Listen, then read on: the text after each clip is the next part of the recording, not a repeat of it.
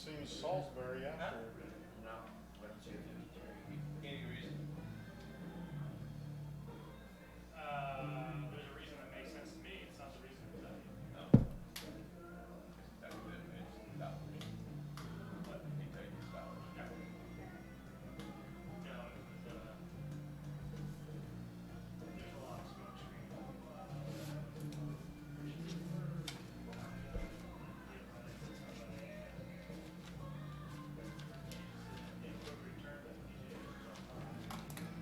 And that's good.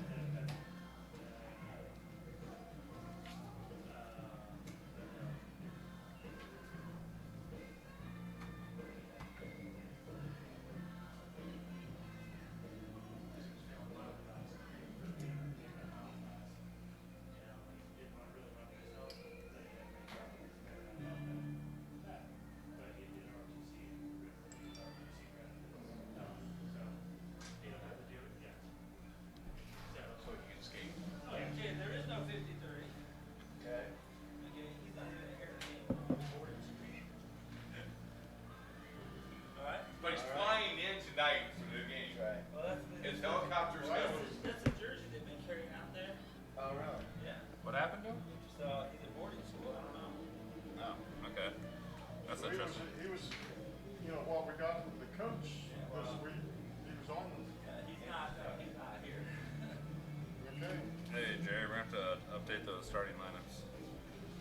So who's taking his Yes, spot then? Pardon? Who's, For which team? Heritage who Christian. would be taking his spot then? Both. Tackle.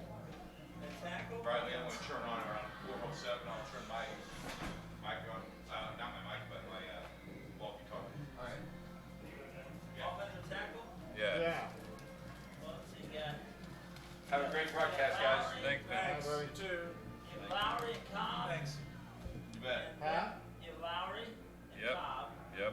and Ben Warner. Yep. And Josh Minnerly. Yep. And. Somebody else.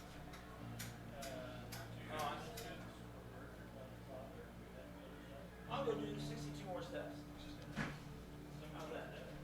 And he was listed as the They don't have radios. he was listed as the nose guard too. So For us. I want to know who's playing nose guard and who's playing offensive tackle. Nose guard.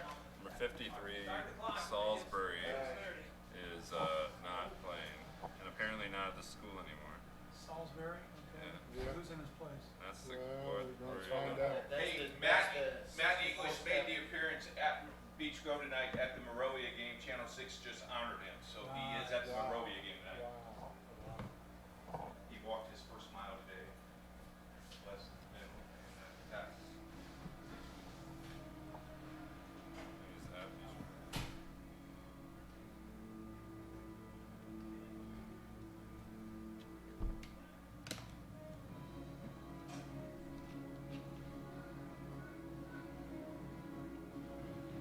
At least the uniforms are easy to distinguish this week. Yeah. That won't be a mud field. It's another freshly manicured Football lawn field. lawn out Yeah. there. So did you want to make a change or not? Yeah, but we don't know who to change it to yet. I can tell you who the next guy up is, but I don't want to make you do it twice in case we're wrong.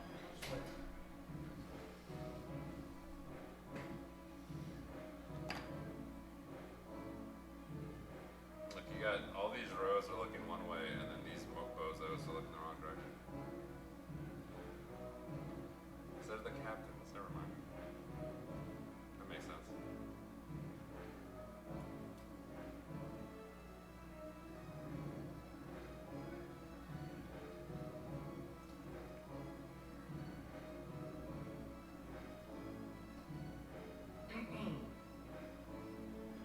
They give you a list of the officials for tonight. Yeah, it's right here. Yeah, he's got Oh, it. you got it, okay. Mike Eason, Stu Casper, Jerry Malone. When will you All announce Tom that? Walkers, Doug Coddington. Hmm? When will you announce those? Pre-game? No, we'll do it in the first. We'll do it early in the first quarter.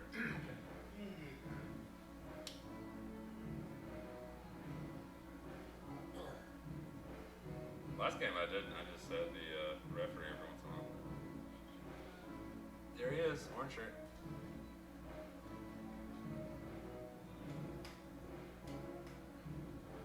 Okay, 15 is not playing tonight. Who else is in street clothes?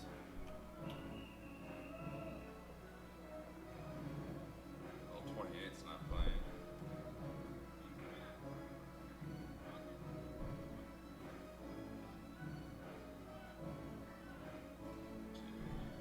Two's not. 47.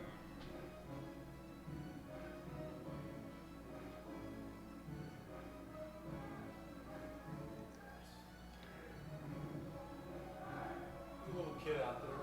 I wonder if that's his brother. Do I? The little kid out here. Doing the jumping jacks. See him in the second row?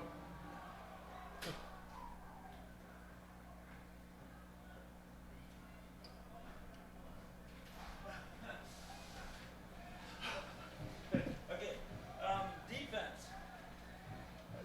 Three down linemen, so you got Cobb, Bitterly, and Leverage. And so Eddie Leverage, number 78, is playing the nose tackle. Okay. Defense or On offense? defense.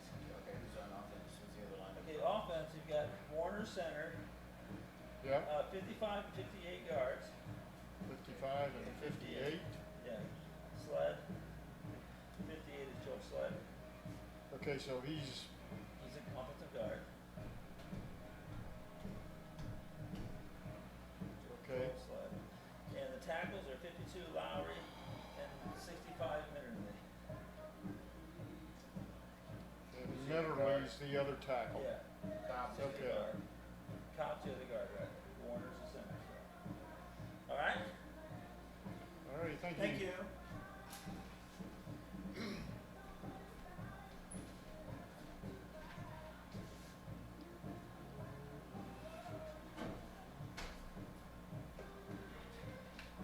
Now you got Nathan Thurston. You'll be up 2 or 3 more times, won't you?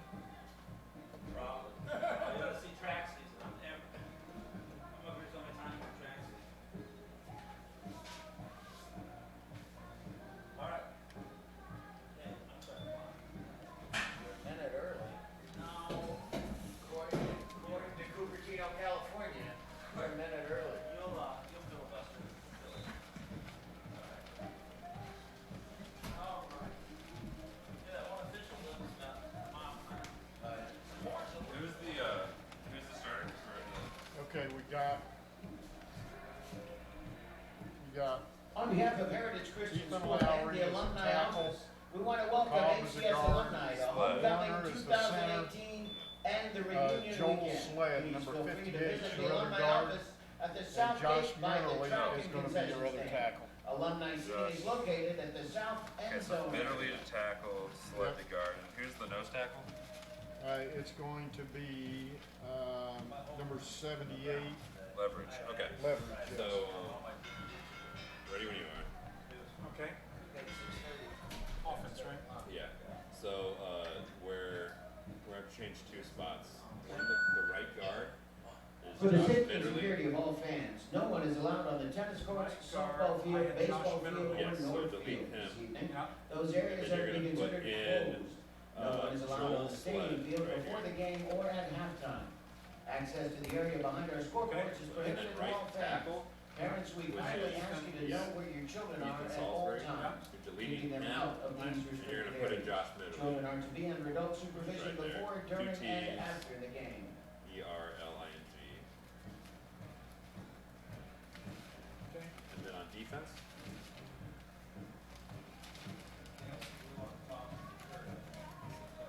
we have the nose guard. One that tossed it deferred. Should be Salisbury. Yeah. So that means So we can cut him out, and it's gonna be Eddie Leverage, which is Well, I can keep these guys LEVER. both, but. IDG. Okay. That's it. That's it? That's it. Anybody for Covenant? Nope. We're playing with as told for Kevin.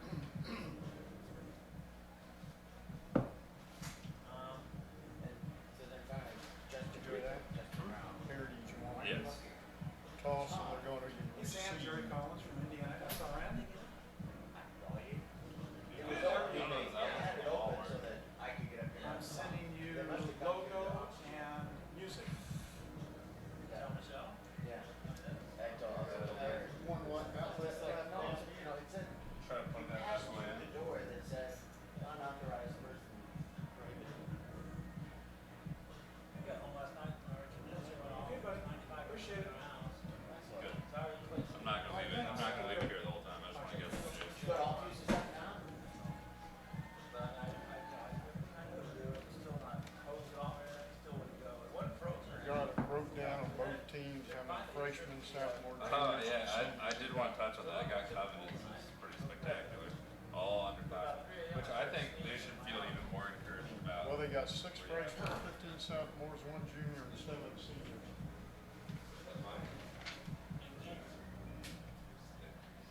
This is Riley, the camera guy. This is Elijah.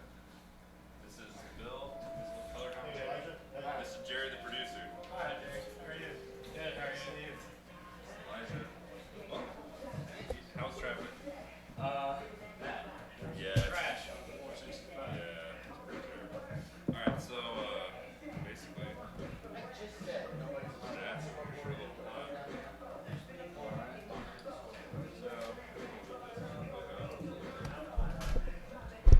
Our left hand is a little tight here. I don't know where you're gonna find the plug. That doesn't work. Doesn't work, important. How long is that game? I'll pull up on my strip. Pretty well, George. Cool. We can. Should be good for. Should be good for anyone. Because I'm just letting mine charge for a little bit, and then we can plug that in at halftime at Just work. wanna be sure I didn't just die. Oh, you're good. I just saw Richard Rainwater. So, Ethan, right? Elijah. Elijah. You got the It ear. was biblical in there. You're right. Oh, well, So many stinks.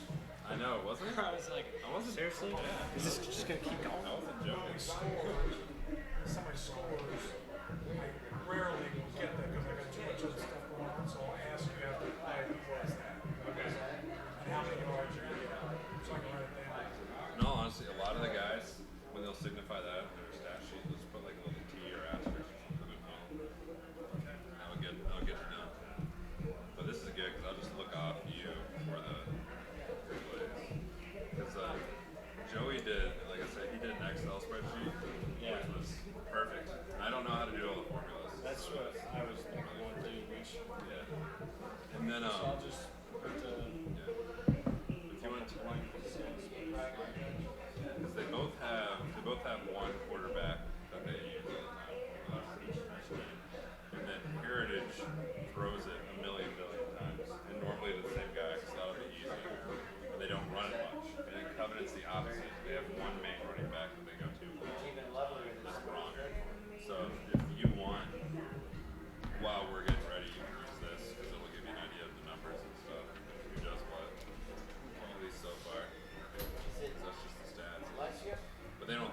When they do throw it, they spread it around, but they don't throw it much. At all. Or as? Might show me just what basic way you want, how I should say it. I think if you have, because Bill keeps track of the drives, which is good. But if you have the QB, the receivers, the running backs, so I can look at, because he did targets too, which is convenient. Not super necessary, but whatever you want to know from a football game, I'll probably want to know. But definitely the total numbers are the most important. But when it's good, when I can look out and see how many he's done, as Joel would have set up. But I think the easiest would just be like the guy's name, and then so quarterback, the completions, attempts, the yards, whatever, and then running backs will just have like the attempts, and then the yards, the total yards, and then the individual ones that way. The receivers, the catches, the yards, because we can keep track of touchdowns. Bill will keep track of touchdowns. Don't keep track of tackles. It would be really helpful, but I don't know. If you're up for it, go for it. But don't worry about it. Keith, come in. It's Keith. this is first time doing it. Yeah. Or this is first time doing it, right? Yeah, I'm not Yeah. So don't overburden yourself. Alright. Yeah, we're getting a terrible glare up here. Could you maybe wipe your head a bit?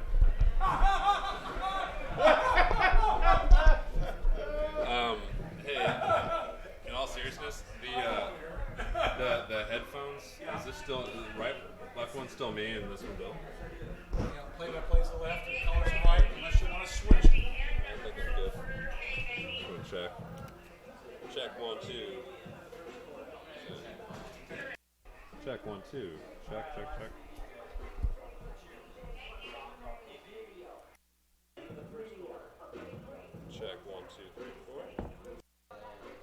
Check 1, 2, 3, 4.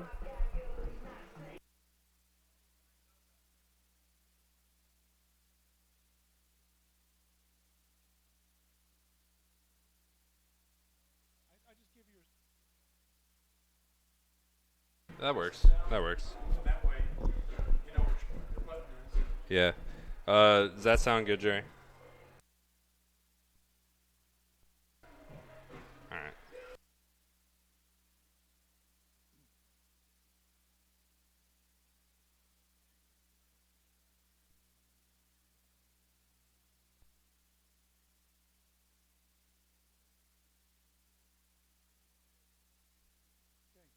All right, good.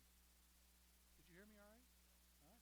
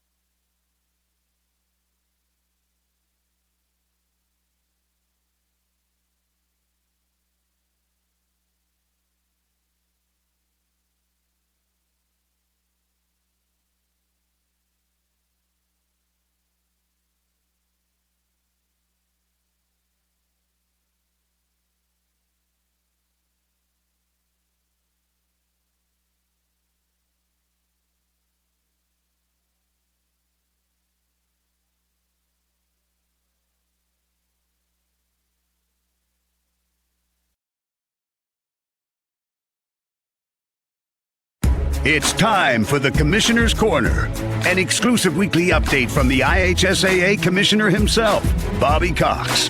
Now for the inside scoop on what's happening day to day with the IHSAA. Here's Coach Bob Lovell with Commissioner Bobby Cox. Welcome back, everyone. I'm Bob Lovell. Our weekly conversation with Commissioner Bobby Cox of the IHSAA is something we look forward to every week. Commissioner, thanks for taking time. A busy week, week 6 of the high school football season. The soccer pairings this weekend on IHSAATV.org, and you and your colleagues around the Midwest, the Section 4 meeting of the National Federation of High School Sports. You're a busy man this week. Yes, it is busy time, Bob, and I really enjoy this time of year, particularly the Section 4 meeting we have annually in the fall. This year it's in Illinois. The Illinois Association will host.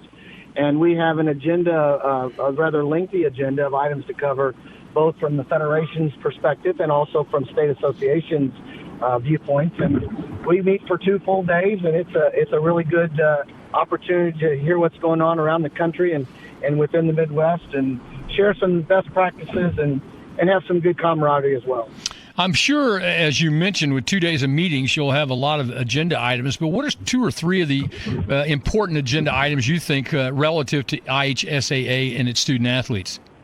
Well, one of the topics that we talk about commonly, which is a topic that we've talked about here locally, is officiating.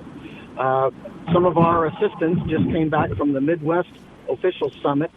Many that will be in this group, their assistants were there. And the common theme is shortage of officials. And as you know, we have focused our sportsmanship program on adults and the treatment that officials receive at contests and how we should be behaving ourselves. And that's on the agenda. We're going to talk about creative ways to attract officials, better ways to retain officials. You know, we can recruit them all we want, but we've got to be able to retain them. And that has a lot to do with how we treat them, how we teach them and mentor them, and how we place them in contests. Well, good luck, because I'm not sure what the answer is unless we change our whole culture. But I'm sure there are other menu items, agenda items that focus on the health and well-being of student athletes around the country. Yes, there are. You know, we continue to have our conversations about the newest techniques and diagnostics and concussion management, heat and hydration, and what anybody's doing new with respect to that.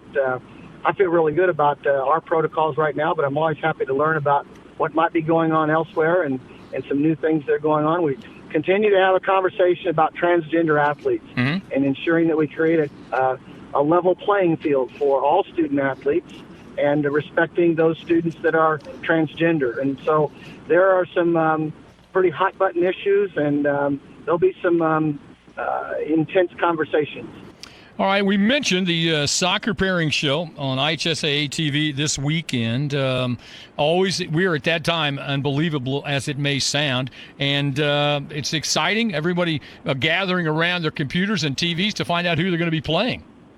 Absolutely. And, you know, with our soccer tournament, Bob, the beauty of it now is that they're both 3 classes, and both girls and the boys tournament are pretty similar now. When we first went to 2 classes, the tournaments had different numbers of sectionals, and it was a little bit confusing for our member schools and our patrons. But now it's pretty easy. They're all in 3 classes, and they're all about the same size sectionals, and many of them host both. And a 4-week tournament that will conclude the last weekend in October with the state championships at the IUPUI Stadium in downtown Indianapolis. We mentioned also that it's week 6 of the high school football season. The football pairing show will be on October the 7th. Right around the corner. You know, we're preparing for that pairing show right now in our office, getting ready. And you know, I know our football players are starting to look forward to that. You get to this point in the year and you're over halfway finished. Now you start thinking about the tournament. You start thinking about, okay, who might we play and what do we need to be working on and how do we get ready for that? And that's coming up before we know it. He's the commissioner of the IHSAA, Bobby Cox, our weekly conversation about the IHSAA. Commissioner, thanks so much for your time and have a great conversation about the IHSAA.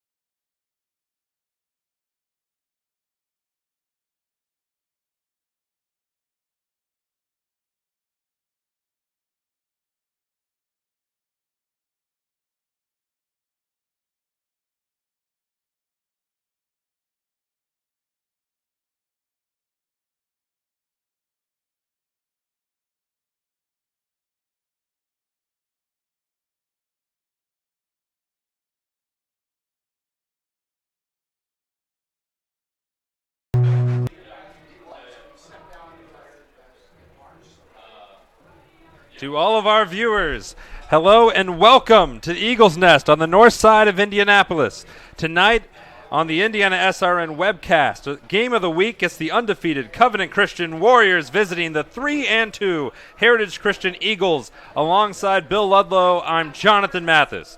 Tonight's game features two teams with contrasting strengths.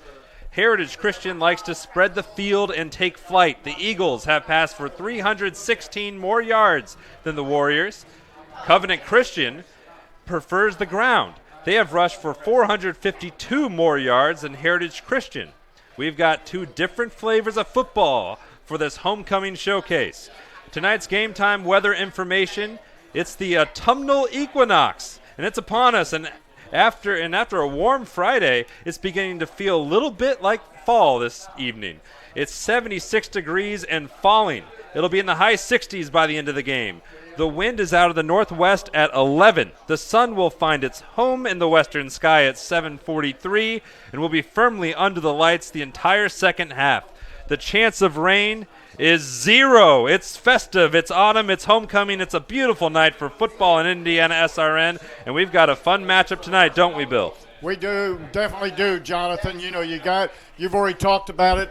Covenant 5-0, Heritage 3-2. You know, last year it was a little bit different game. Heritage won that game pretty convincingly at 55-0. Tonight, totally two different teams from last year, and two really good quarterbacks we'll talk about here in just a few minutes. But I think definitely if you look at Covenant Christian, the visitors, they've got a very strong running game, and the main man is a senior, number 19, Jonah Bronger. Bronner is through the year, he's rushed it 84 times for 642 yards, averages 7.6, 11 TDs, Jonathan, and his longest run has been 45 yards. So very good athletic young man in Jonah. And the Covenant Christian, they haven't been outrushed all season. Only once their defense. They've only given up 100 yards once, and they rely heavily on the run, as all Coach Larry McWhorter teams have. You know, and that's what, you know McWhorter from back in your days in Zionsville. I do. That's where Larry came from, and he brought that attitude to Covenant Christian when he left Zionsville to come to Covenant, and just doing a great job out there at the Covenant Christian Warriors. Coach McWhorter, he picked up his 175th career win in Week 4 against Manual just a couple of weeks ago. He won the 1996 3A state title with Zionsville. 1996. Been a little while since then. It's been a while, and and he's bringing that attitude again to the Covenant Christian Warriors, and just a fantastic, great guy, and he left Zionsville and built this program at Covenant Christian, kind of like what the he's now at Anderson, trying to rebuild that program. And someone that helps them not only is their running game, but they've got a very good deep ball passer in their quarterback, Austin. Completed 24 passes on 51 attempts for 354 yards. I've got him for 6 TDs. He's thrown 5 interceptions, but his average is 14.8. So, sometimes they go the long ball, and sometimes they just want to dink it out a little bit and pick up yardage, nitpick, as you go down the field. Opposite of him, Heritage Christian, completely different approach to football, and it all goes and begins with their quarterback. And their quarterback is Sam Asbell, and in 5 games, Sam has gone 49 completions for 98 attempts, 715 yards. His average is 14.6, 9 TDs, 5 interceptions, and his longest has been 40. So, Jonathan, if you look at both these quarterbacks, almost identical. And then you look at Asbell, he is a junior, whereas Frazier is a sophomore. So, we're going to see these guys, for a couple, 3 more years. And Asbel is close to a couple milestones he might be able to reach. He's, as Bill pointed out a moment ago, he's 1 completion short of 50 for the year. He's 13 short of 100 for his career. He's 1 short for 10 in the season for touchdowns, and he's 1 touchdown short of 15 for his career. So he's beginning to build some milestones. He is building some milestones, absolutely, right here at Heritage Christian, and as I watched some film on him this week, I like the way that offensive line of Heritage can protect him. I've seen several times where he stands in the pocket, can throw the ball, and he's not hurt. He doesn't mind rolling out and throwing across his body, makes good completions. And it really helps to have Harrison Eckel to throw to. Yeah, you got Harrison Eckel, who is 6'5", 190.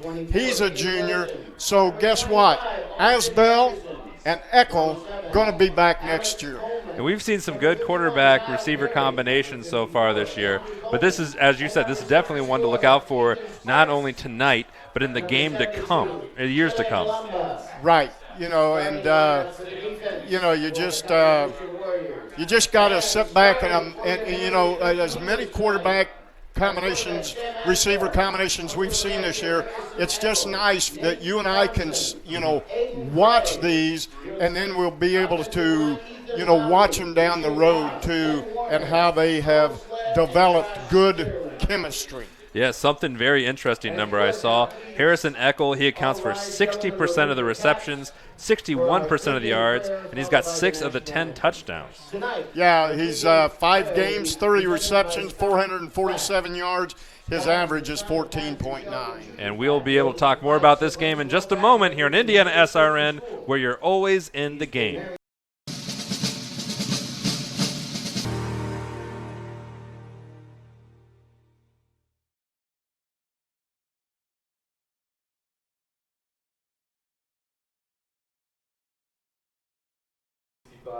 Covenant Christian in 1995. We praise you for using Walter and Donald Best to establish Heritage, as well as using Don.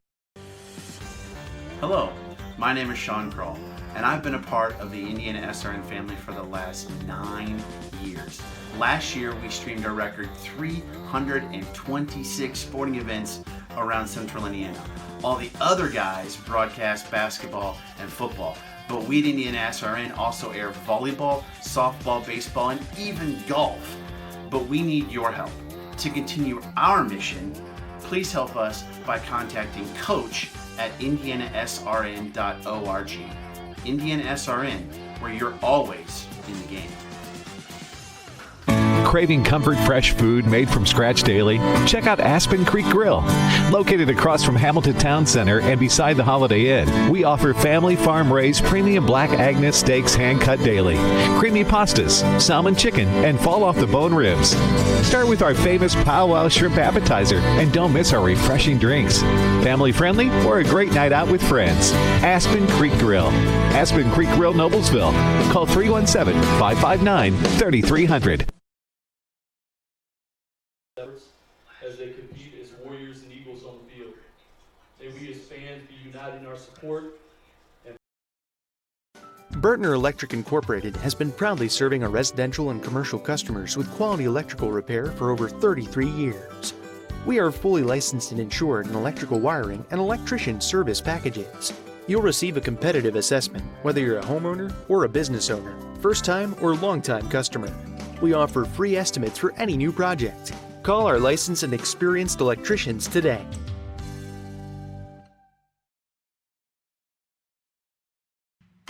Trouble sleeping? Feeling anxious? Easily distracted? Or just looking to perform at the top of your game? NeuroGroove can help. NeuroGroove uses advanced neurotechnology that offers training to the brain, enabling it to function at its best. Training is absolutely effortless.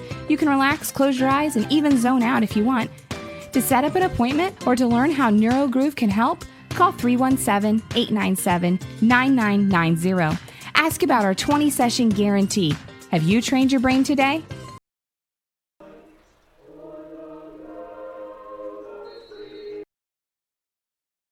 Your home and office make up a big part of your world. Sometimes trying to manage it all on your own can make you feel like you have the weight of the world on your shoulders. And when the weight of the world is on your shoulders, you need a strong back or two to come to your rescue and haul your stress away. You need the College Hunks. Whether it's time to clear some space for new memories, to reinvent the room around you, or to simply pack up and move into a fresh new beginning, you can count on the Hunks to bear your burden so you don't have to.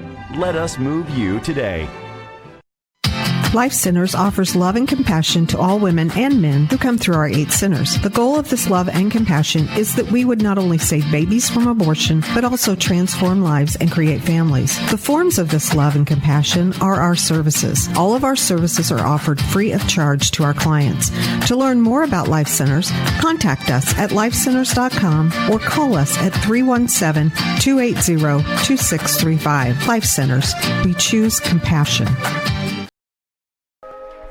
Welcome back, folks. I want to assure you what you're looking at on the north side. We're looking at the north side of the field. All the stands are on the south side of the field, so it's not that no one's here. They're all sitting with the camera looking at the field with you. But, Bill, this is going to be an interesting matchup. It's the biggest game of the season for Covenant Christian, the toughest opponent they've played. Heritage Christian, they had some stumbles in the middle part of the year. They lost by combined. They won their first game, lost 2, won their last 2, most recent. So on a 2-game win streak. In their two losses to Shenandoah and Garin Catholic, who are combined 8-2, 2 very good programs, they lost by 111-17. But in their wins, Bill, against Emmerich Manual, Eastern Hancock, and Shortridge, they've outscored their opponents 98-38. Yeah, and then you look at the breakdown. You know, I did some research this week, and for Covenant Christian, in the first quarter, they averages 15.8 points a game. Second quarter, 8.6. Third quarter, 7.8. Fourth quarter, 7.2 for an average of 39.4. The defense giving up 2.4 for Heritage. In the first quarter, 6.8, 6.2 in the second, 4.6 in the third, 5.4 in the fourth, 23.0 for the offensive output. Defense is giving up 29, but you attribute that, like you said, to those 2 big losses to Shenandoah and to Garin Catholic. Yeah, and I want to point out and underscore something Bill just said. Covenant Christian is giving up 2.4 points per game, and if you're wondering how is that mathematically possible in football, they've given up 12 total points all season. They've had 3 shutouts, and 2 teams, Emmerich Manual, who's played both teams, and Oldenburg Academy, have scored 6 points apiece. So that's how you get 12 divided by 5, 2.4. There you go. That's how math works. He's the mathematician right here on Indiana SRN. Well, here we go, folks. As you see, Heritage Christian is in black and blue. Covenant Christian with the white jerseys, the black helmets, and the black pants. Heritage Christian will receive. And let's get this thing started. 12 minutes on the clock. Big matchup on our Indiana SRN webcast. The man driving his foot into the ball is Cam Hulsapple. And we're in play. Heritage Christian will muff the opening kickoff. Pick it up at the 10. Squeak forward to the 13-yard line. Not an ideal start, Bill. You got when the kick comes down to you, you gotta keep your eye on the ball and catch it. Or if the kicking team gets down there pretty quick, they can recover that. But, a little shaky start, but things will settle down here for Heritage now as Asbell comes in at quarterback. Sam Asbell, as we highlighted in the opening, 1 completion short of 50 for the season, 1 touchdown short of 10. You will see the spread formation. 3 receivers at the bottom of your screen. Number 22 is normally the starting running back, Aiden Craig. In motion is Thomas Johnson. The handoff to the running back, a good gain as he creeps across the 20-yard line.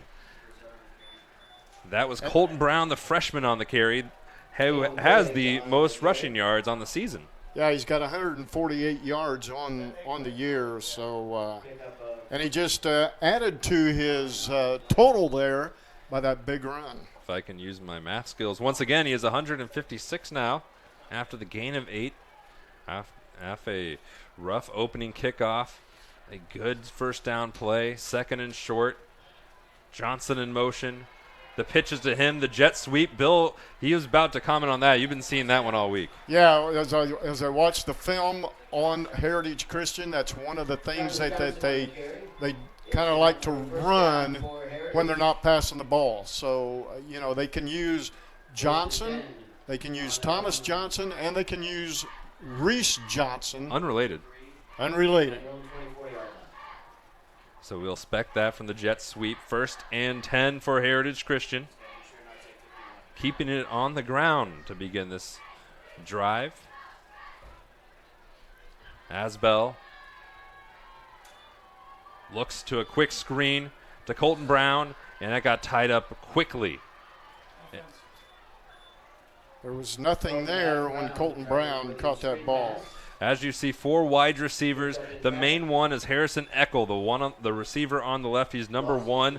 He's a basketball player. They like to flip it to him. A strong offensive line. Ethan Lowry, you'll see him on defense as well. One of the best tacklers on the team. Thomas Johnson, Reese Johnson. 2 of the receivers we're looking for in jet sweeps. 2nd down and 12. Loss of 2 on the play. You want to watch out for number 54. That's Andrew Coleman of Covenant Christian. Here's a screen to Harrison Eckel, and he's wrapped up and wrestled down, and I think he lost the ball. On the tackle was Austin Anderson. But they're going to say he was on the ground. He was down. Good for Heritage Christian. But that still brings up 3rd and 9 for the Eagles. 9:40 to go here early in this first quarter. 3rd down, 9 to go. Gain of 3 for Eckel on his first reception. His 31st complete reception of the season. Andrew Coleman, number 54 for Covenant Christian, lines up as a defensive tackle. He knows where that ball's going. He's right over the ball on your screen. Asbell over the middle. Eckel, who else? First down for Heritage Christian, and he's hit and dropped by 3 Warriors after fighting across the 37-yard line to the 38. Here is the defense that Bill led to. Andrew Coleman, the defensive tackle on the bottom. Trey Flatt's their leading linebacker. His father is the coach of the basketball team, Scott Flatt, and led the opening prayer for tonight's game. A 4-3 defense. Normally pretty standard around Indiana high school football. Yeah, 3-4. Then you can move, one of your linebackers up on the line if you need to. Here's Asbell. This quick hitter out to the boundary to Aiden Craig, and he gets about 3 yards, maybe 4. Aiden Craig with the reception, pick up about So this drive right now, Jonathan, started on Heritage's 12-yard line. So they're moving the ball. They've got a mixture of runs and passes. They've done 2 runs and 4 passes so far. 8 minutes, 10 seconds left in this opening quarter. The receiver to the top of your screen is number 3, Garion Sharp. The bottom, Eckel is the one nearest the camera. Thomas Johnson's in the slot. And this one goes to Garion Sharp for a first down. No, it isn't. Incomplete. Pass to Garion Sharp is 3rd and 7 upcoming for Heritage Christian. 2nd down and 7.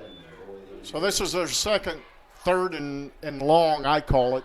The first one was 3rd and 9. They were able to pick up the first down. 3rd and 7 here. I think he's going to be looking for Eckel, number 1.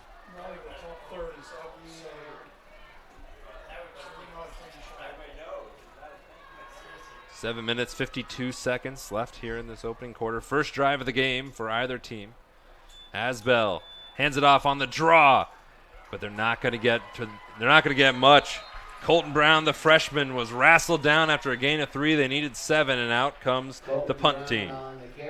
And leading the tackling for Covenant on that was number 17, Trey Flatt. Now there you go, the leading tackler in on that one. Back to return for the Warriors, Gabe Wilson, one of the many, many sophomores on this team. 15 of the roster. Sophomores, most are underclassmen. And this one is a great kick, a booming kick. And it's going to chase Wilson all the way back, and he's just going to fall down on it. Well, he went to make his cut, and in doing so, you know, they've watered this field, so little water on there, you know, It's because good manicured lawn. It is. Well, man, brand new field tonight, we learned. This is the first dedication of the field was tonight. Bill, can you believe that back in 1965, this was a soybean field? It was a soybean field, and now look at it. Now it's a beautiful facility. Lots of donations from the alumni and from St. Vincent's made this possible. And now here comes Larry McWhorter's offense, primarily run-based. You'll see the classic I formation. Austin Anderson is the fullback. Jonah Bronger is the tailback, and he is dangerous. Frazier under center. They'll give it to the up back. That's Anderson, and it's a good gain on the ground. Covenant Christian, they average over 200 yards of rushing per game. And so now we got a player down on the far sideline. Here's the starting offense for Covenant Christian. I'll get that right. Austin Frazier, the quarterback. When they do throw it, they throw it long. Jonah Bronger, the tailback, is their leading man. 642 yards on the season. He's also the leading receiver with 5 catches for 111 yards. Trey Flatt, who you don't see on there, he's their other leading receiver. Caleb Props, the tight end, normally a blocker. And a stout offensive line. Most of these players will play both ways. The player down for Covenant right now is number 54. And that's Andrew Coleman. He's the leading defensive player. This is Heritage Christian's defense. Something to note, they've got the 3 defensive linemen. They've got the 3 secondary men, and then they have 5 linebackers, one of which, Ethan Bishop, we list as a linebacker, but he's more of what we call a rover. He bounces between the safety and the linebacking spot. But Jake Doran is the only listed outside linebacker. Thomas Johnson, Peyton Brown, Ethan Lowry are all inside linebackers listed, and Ethan Lowry is a tackling machine. Bill, 61 on the year, 6 for a loss. All 3 sacks by the team go to number 52. Ethan Lowry, he is a force to be reckoned with. And when I watched film on him this week, he likes to shoot the gaps. He moves down the line. Watching the play develop in a lot of tackles. He tackled a guy when I was watching the film in one game, he got into the quarterback, grabbed him by the jersey, and just took him down. He did his curls for that week. He's in the gym. He's ready. So Andrew Coleman is on the sideline now of Covenant Christian. And he was the starting, the strong tackle is what they call it, the ST, not a right tackle or left tackle. His backup is Chili Mwamba, a number 72, a senior. One of the fewer, actually junior is the least populated class on this roster. Bill, you were looking at it a little bit earlier. It's an interesting demographic shift for Covenant Christian especially. Most of their team are underclassmen. You got 6 freshmen, 15 sophomores, 1 junior, and 7 seniors on this ball club.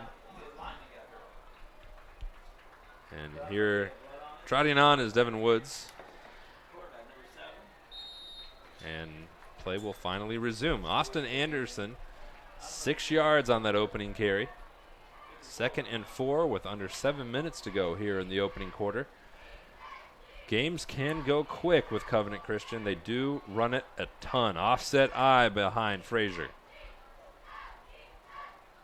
And here's Jonah Bronger, wanting the left side, battling forward, but he's swarmed by the Eagles. Kyle McAvoy, one of the starting cornerbacks, was there. Brought down by Kyle McAvoy. 3rd and 5. 3rd and 5 upcoming for the Warriors.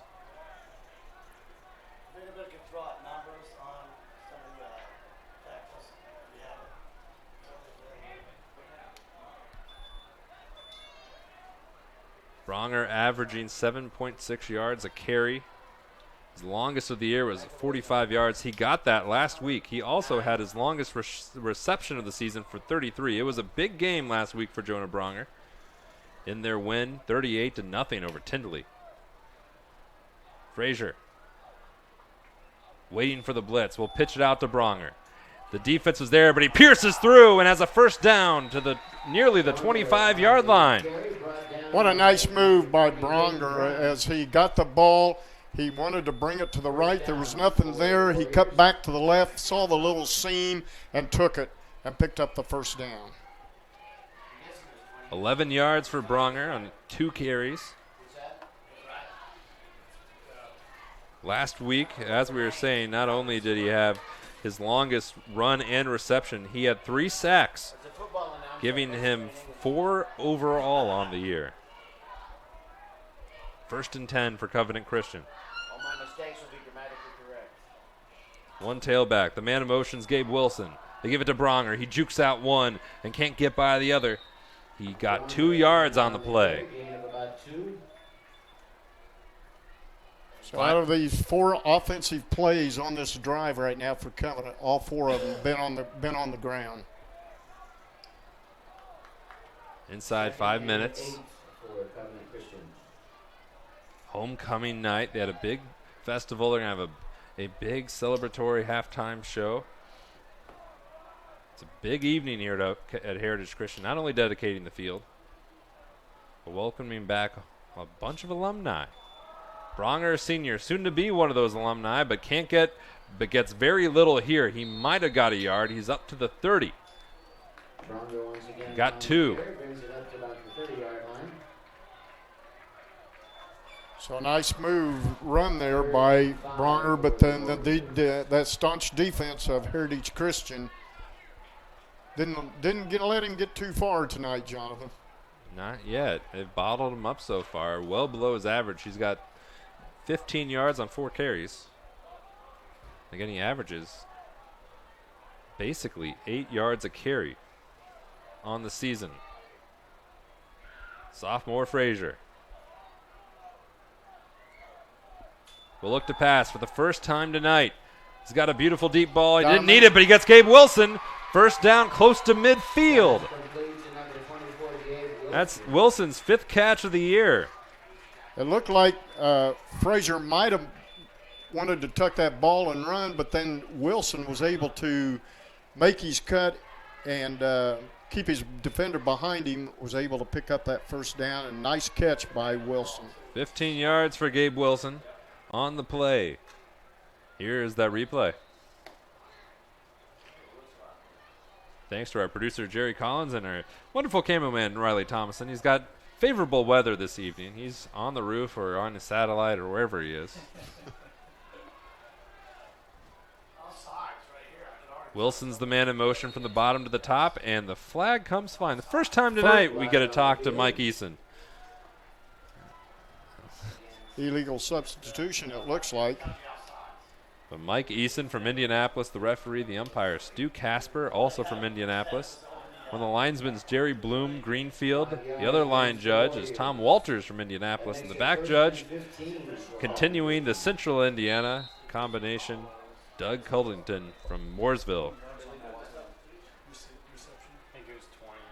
Warriors called for illegal substitution.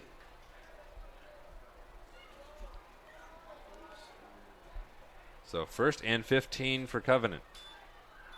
Bronger can get it all back. He's trying the near side and ushered out of bounds at about the 50-yard line. Just across it into Heritage Christian territory.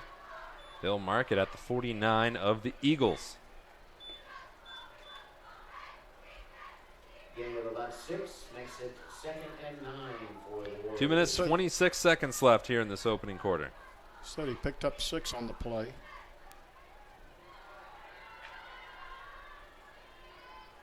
Second down and 9. Lowry lined up as an outside linebacker on the right side for Heritage. Here's another handoff to Bronger. Pierces through the middle of the line. Gets close to the 45-yard line, down at the 46.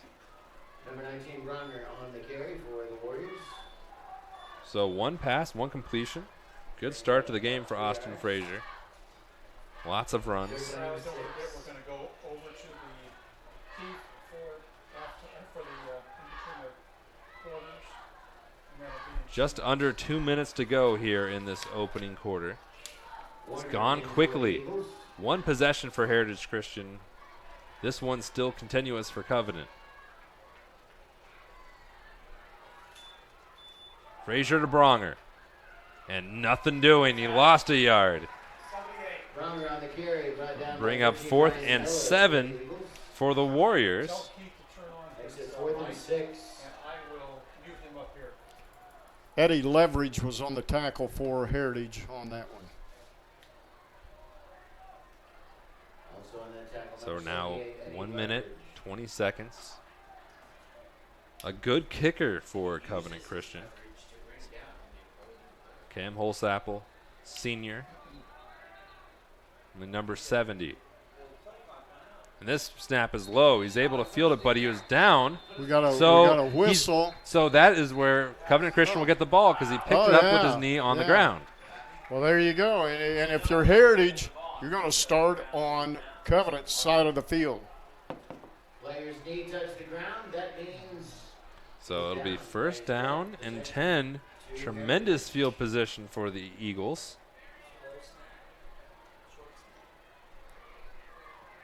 Takes over. And they'll take over with 1 minute and 1 second left here in the first quarter. Wide to the top of your screen is Harrison Eckel. At the bottom is Nate Thompson. Just moving on is Thomas Johnson. See, number 22 is in the slot. It's Aiden Craig, the tailback, the freshman, Colton Brown. All behind Sam Asbell. He will give it to Brown. And Brown's going to be smoked immediately by the man who left earlier in the game and is back. Andrew Coleman was there. Coleman, like I said, he reads the offense good. Was able to shoot the gap and get in there and get that tackle for a loss. Along that line with Coleman is Ethan Sparks, Chili Mwamba, and Kyle Berry. A little stoppage of play. And 16 for a total of 16 tackles. Andrew Coleman, tackle for loss, 8.0 on the year. He gets after it.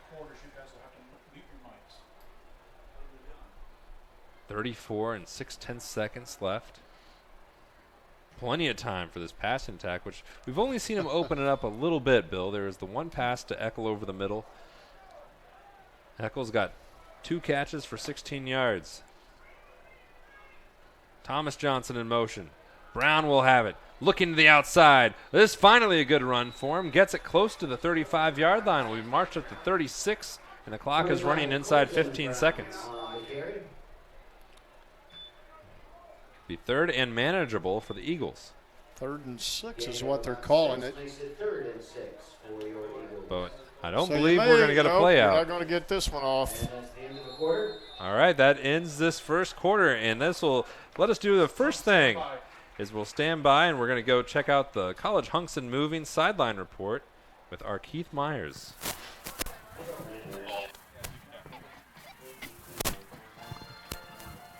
Hey, you're right in the camera shot. Hey, what? Right here.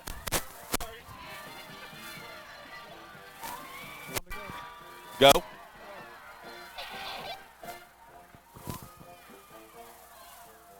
With me is now Covenant Athletic Director Andy Goss. Andy, your program now is 5 years old. You guys have played very, very well. This is the toughest game by far this season. Yeah, absolutely. We're looking for a good challenge. Obviously, first quarter, a little bit back and forth. Nobody really getting in gear either way. 0-0 score going into the second quarter. But, yeah, we're really excited about this test tonight. You got a bunch of young kids. They're playing very well for Coach McWhorter. Yeah, Coach always has them very well disciplined. And, Coach has done a great job. You mentioned 5 years in the program. And, couldn't ask for someone better to run the program. And, with a core group and hopefully a good young group coming in with one of our feeder programs, Kingsway, starting football this year, we're excited about the future. Score 0-0. Back to you guys. Thank you. Thank you very much, Keith. Welcome back to the broadcast booth as we get ready for the second quarter 0-0. It moved fast, Bill. A very, very quick first quarter, unlike what we had last week. And again, maybe these two teams are like, those professional boxers just trying to feel each other out in that first quarter. And there goes a penalty. And it's going to be on, I think it's going to be on Heritage, unless. Now one side judge is coming in. Nope, a false start on Heritage, or on Covenant. So, no, it's on Heritage, so they're moving back. Oh, it is on Heritage, that's right. So they'll mark the ball on the 41 of Covenant Christian. I mean, again, great field position starting out for the Eagles after the punt that wasn't. So 12 minutes still on the second quarter scoreboard. We'll give you an update from the Titus Bakery out-of-town scoreboard and momentarily keep you up to date on what's going on around the state. Lots of big games. In motion's Craig. But Asbell will throw, and it's going to be incomplete. Nate Thompson wasn't ready for it. So third down, or make that fourth down, and we'll see if the Eagles can get a punt off. Both teams have strong kicking games. Asher King is number 6 for Heritage Christian. He handles the duties, both kicking and punting. Gabe Wilson back to take this punt from King. Little shift. Pressed. That's Peyton Brown and Ethan Bishop were in motion. King will pass it to Eckel. Got it! First down and out of bounds inside the 20. How about that? The first pass and completion of any kind for Asher King this year. Just as the doctor ordered. Asher King will get in the stat book as a completed pass. So he's 1 for 1. Sam Asbell's 4 of 6. Here's the replay. Watch this slide, Evel. You see the player shifting and leaving a lot of space for Harrison Eckel. Right there, slipping out. 1st and 10. The normal quarterback back in. Going to hand it to Brown, but a lot of confusion, and all over it was Kyle Berry for another tackle for loss. Berry's, that's his 4th on the year. Quick check of the Titus Bakery out-of-town scoreboard. Ben Davis leads Lawrence North 13-8. Brownsburg over Westfield 6-0. North Central leads Carmel 14-7. Guerin Catholic and Bishop Chatard are tied at 7. Marion leads Logansport 14-0. And Penn leads South Bend St. Joseph in a big game up north 14-7. 2nd and 13. Asbell looks for the end zone. Eckel shoved off a little bit, but he is incomplete no matter what. Gabe Wilson over there defending on that pass. They'll bring up 3rd down and long. And I see what you're saying in the pregame, and what you saw on tape is when you have a big receiver like Harrison Eckel, you just get it up in the air and let him go get it. And Gabe Wilson, number 24, is 5'9", going against a 6'5" guy. So not exactly the fairest of matchups, but nevertheless, they will be facing off once again at the top of your screen. Thomas Johnson in the slot, Aiden Craig in the near slot on the far side of the field. Asbell looking over the middle, will dump this off to Brown. It's not going to go very well. All over it was Austin Anderson. And then cleaning up the mess was Jackson Brew, excuse me. I want to make sure we get that right, especially with his grandparents listening in tonight. Jackson Brew. The Brews have been very impactful in Covenant Christian. His older brother, Emery Brew, passed for over almost 4,000 yards in his career. He's the leading passer in the history of the school, 48 touchdowns. And here comes Asher King. He faked the punt. He's on for the kick. It's a very long one. It snaps down. It's up. It's long enough, it's and good. it's good. How about 3-0 Heritage Christian here on Indiana SRN. Ignore the smoke. We'll be back.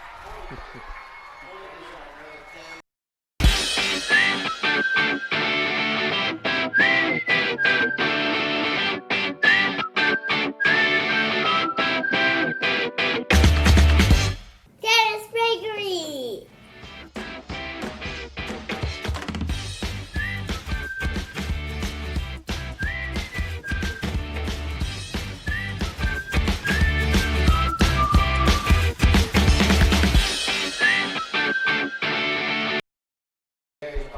Welcome back to the Eagles Nest at Heritage Christian High School. With 9 minutes, 38 seconds left in this first half, we have our first scorer. Bill Ludlow, let's recap that quick drive. Yeah, Heritage got it on Covenant's 40-yard line. They went, I got them for 7 plays on that, and then Asher King comes in to add the 43-yard field goal to make the score 3-0. Asher King had himself a drive. He also had a big completion to Harrison Eckel on 4th down. Fake punt.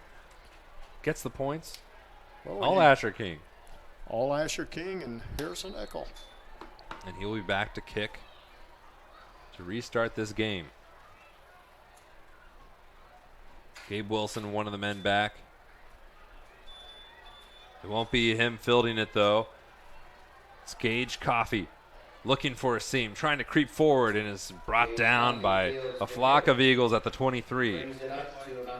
Here is that long field goal. Bill, could you kick this? I could kick it, but it wouldn't be a good field goal. It wouldn't have been 43. So Covenant's going to start on their own 29-yard line at the 9:34 mark here in the second quarter.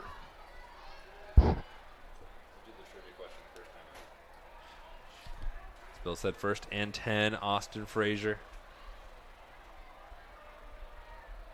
Under center.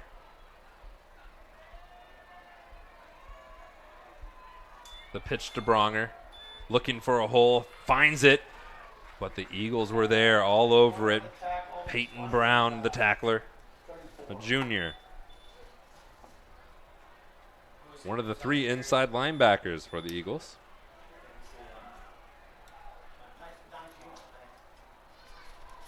Bronger on the carry for the Warriors, brought down by number.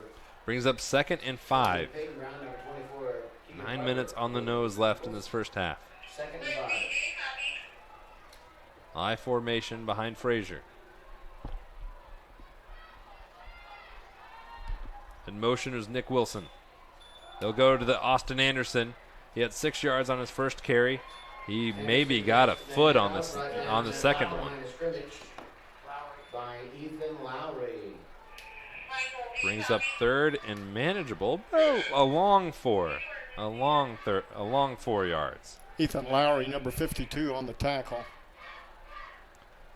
He is the lead defender for Heritage Christian. As we said, coming into tonight, he has all 3 of the sacks. He's got 6 of the 8 tackles for loss. Over 60 tackles on the season. Number 52. Right now lined up as one of the down linemen. And a false start. You could either give it to Chili Mwamba or Austin Frazier. Both flinched significantly. They did. And so it'll be another penalty against Covenant. That's only their 2nd tonight. Only one against Heritage. Pretty clean game. Yeah. And you know what? It's good to have a nice clean game here to begin off the final day of summer, Bill. Get ready for fall. Hard to believe this is the 6th game of the year. Last day of summer. I know. And they only play 9. Yeah. And then the tournament starts, so we'll see what we got come tournament time. And we'll keep you posted on Indiana SRN. We're always in the game. Gabe Wilson, Nick Wilson, wide to the top. Frazier looks that way, looking for Gabe Wilson, and completes it. Where's the mark? First down, Warriors. Frazier, tremendous throwing percentage, 2 for 2 for 30. Both to Gabe Wilson. Again, Gabe Wilson is, great route runner. And just like that, Wilson, he's now the leading receiver with 6 catches for the team. 57 yards, that's second most. Moving up the leaderboard. Frazier will keep. And he finds somebody else, Austin Anderson, across midfield into Eagle territory. And the Warriors are moving not on the ground, Bill, but through the air. They are, and, a little uncharacteristically of Covenant, as they like to run the ball, but, you show them a little run in the first few minutes of the game, first quarter, almost halfway through the second, and then you open it up with your pass game. Just like this, the replay from the previous play. There's Anderson wide open in the middle of the field. He won't get it this time. Or maybe looking over the middle, but just a bit too long. Gabe Wilson again, the intended receiver. But Austin Frazier was too strong. Frazier put a little air on that one, and as he's trying to air it out, right? Indeed. It was a little too much zip on that ball. 6:43 left. We'll have an Aspen Grill trivia question for you when we have the opportunity to give it. Stay tuned. Who was our winner last week, Bill? Todd Johnston. And here's the handoff to Bronger. Back to the line of scrimmage. Nothing more. That was his 9th carry, 28 yards. The Warriors brought down by number 5 Johnston and number 52 Lowry for the Eagles. I want to thank Todd and everybody who's listening tonight. Todd's listening. He was the father of Jensen, the quarterback for Harrison of West Andrew Lafayette. Jensen. So congratulations to him. He receives a $25 gift card from Aspen Creek Grill. And you can too, if you answer our trivia question right. It's another doozy. This is Bronger. He's got a lot of running room if you can take advantage of it. Gets around the corner, but the Eagles are all over him, not letting the most dangerous player on Covenant, but they can't get him going, Bill. Yeah, Bronger is made that cut. He should have made his cut earlier. That's the old coach talking there. But he didn't, so 3rd and 10. Make that, 4th and 9, my bad. E on the announcer. Cam Holsapple will be back to punt. Hopefully. Maybe he'll punt. Andrew Coleman checks out. Last time he genuflected when he picked up the ball. This time, no problem. And that's what a great punter looks like. Out of bounds at about the 12-yard line, and that's where Heritage Christian will take over. And, Bill, what do you want to ask these people? All right, our Aspen Creek Grill trivia question this week is, what year was the introduction of Class 6A football? Again, what year was the introduction to Class 6A football in the state of Indiana? We'll give you a hint. When this field was built in 1965, there was no 6A. So it wasn't 1965. It's been since 1965. Also wasn't 1964 either. 5:09 to go here in the opening quarter. Sam Asbell with a 3-point lead. Looks for Eckel, but I think the ball skipped. It's incomplete. Back in the good old days, Bill, in the way good old days, when they played baseball, you were allowed to catch a fly ball if it bounced once. True story. Yes, you could. True story. So that if this was 1884, that would have been a completion in football. Did you play that? No, I didn't. Okay. Unfortunately. I didn't either. So, I know people are going to say, well, did your other guy play? No. No, he did not. Bill was not alive in 1864. Thomas Johnson in motion. They like the jet sweep. They're not going to go there. But Peyton Brown has some room. Instead of going north and south, he went east and west and was smoked down. Peyton Brown on the carry. Believe is Ben Bradley, sophomore. Took his legs out from under him. 12, Jackson Brown.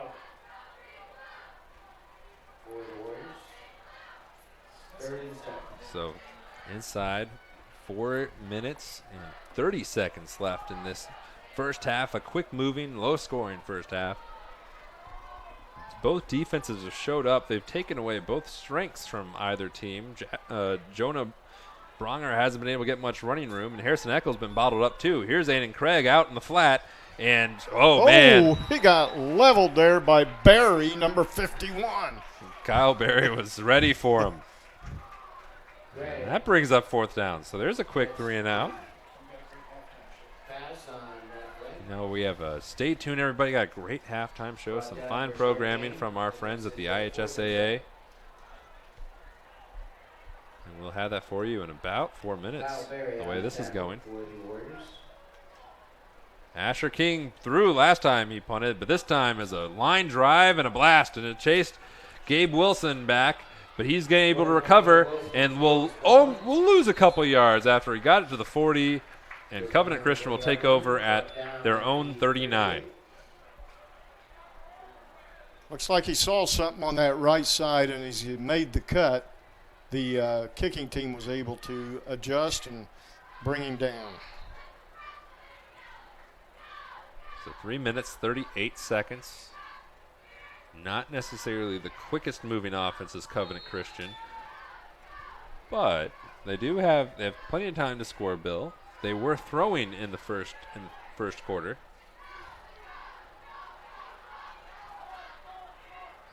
He's got 2 Austin Frazier had right. 46 yards on his 3 completions. And they'll try it again. Frazier looking and completing to Gabe Wilson. And he has a first down into Eagle territory. And again, Frazier is opening up this game now as they've kind of ditched the running game. The running game's working well for them right now. There is 3 minutes and 19 seconds on the official clock. Frazier 4 for 4, 64 yards passing. Looking a little bit like Covenant Christian. Gabe Wilson having the receiving wide receiver game of his life so far. Frazier's looking for him again, but he's going to opt for a different Wilson, Nick Wilson, and they're going to say he caught it, lunging to the ground. Great play for another first down. And the Wilsons are into the act. They're on Heritage's 31-yard line right now. And they are moving the ball, Jonathan, so going to try to put some points on the board before the half. We're 2:45 to go here in the first half. Frazier will line up under center again. Nick Wilson is number 16 in the slot. Gabe Wilson far to the top, number 24. Bronger, the running back. Frazier pitching into Bronger. Jukes out one, jukes out another, but then is able to drop down right at the 30-yard line. Gain of 1 for Bronger. You know, that pitch back to Bronger could have been disastrous because he kind of bobbled it when Frazier pitched it back to him. Bronger averaging 7.6 yards on the season, 2.9 tonight. 2 minutes to go here in the first half. And Covenant's driving. Together at the middle gate. Middle gate. Seniors. South. Maybe Second down to 9. They'll get close enough to maybe tie this thing up with a field goal. Unless they're a little bit more greedy.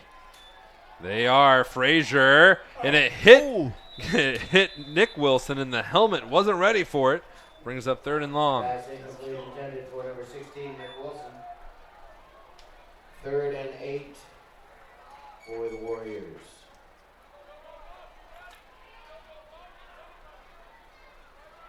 Let's see if they go with Bronger or just stay with this passing game right now. The passing game has been working. That was his first incompletion. Austin Frazier, that is. He's 5 of 6 now for 75 yards.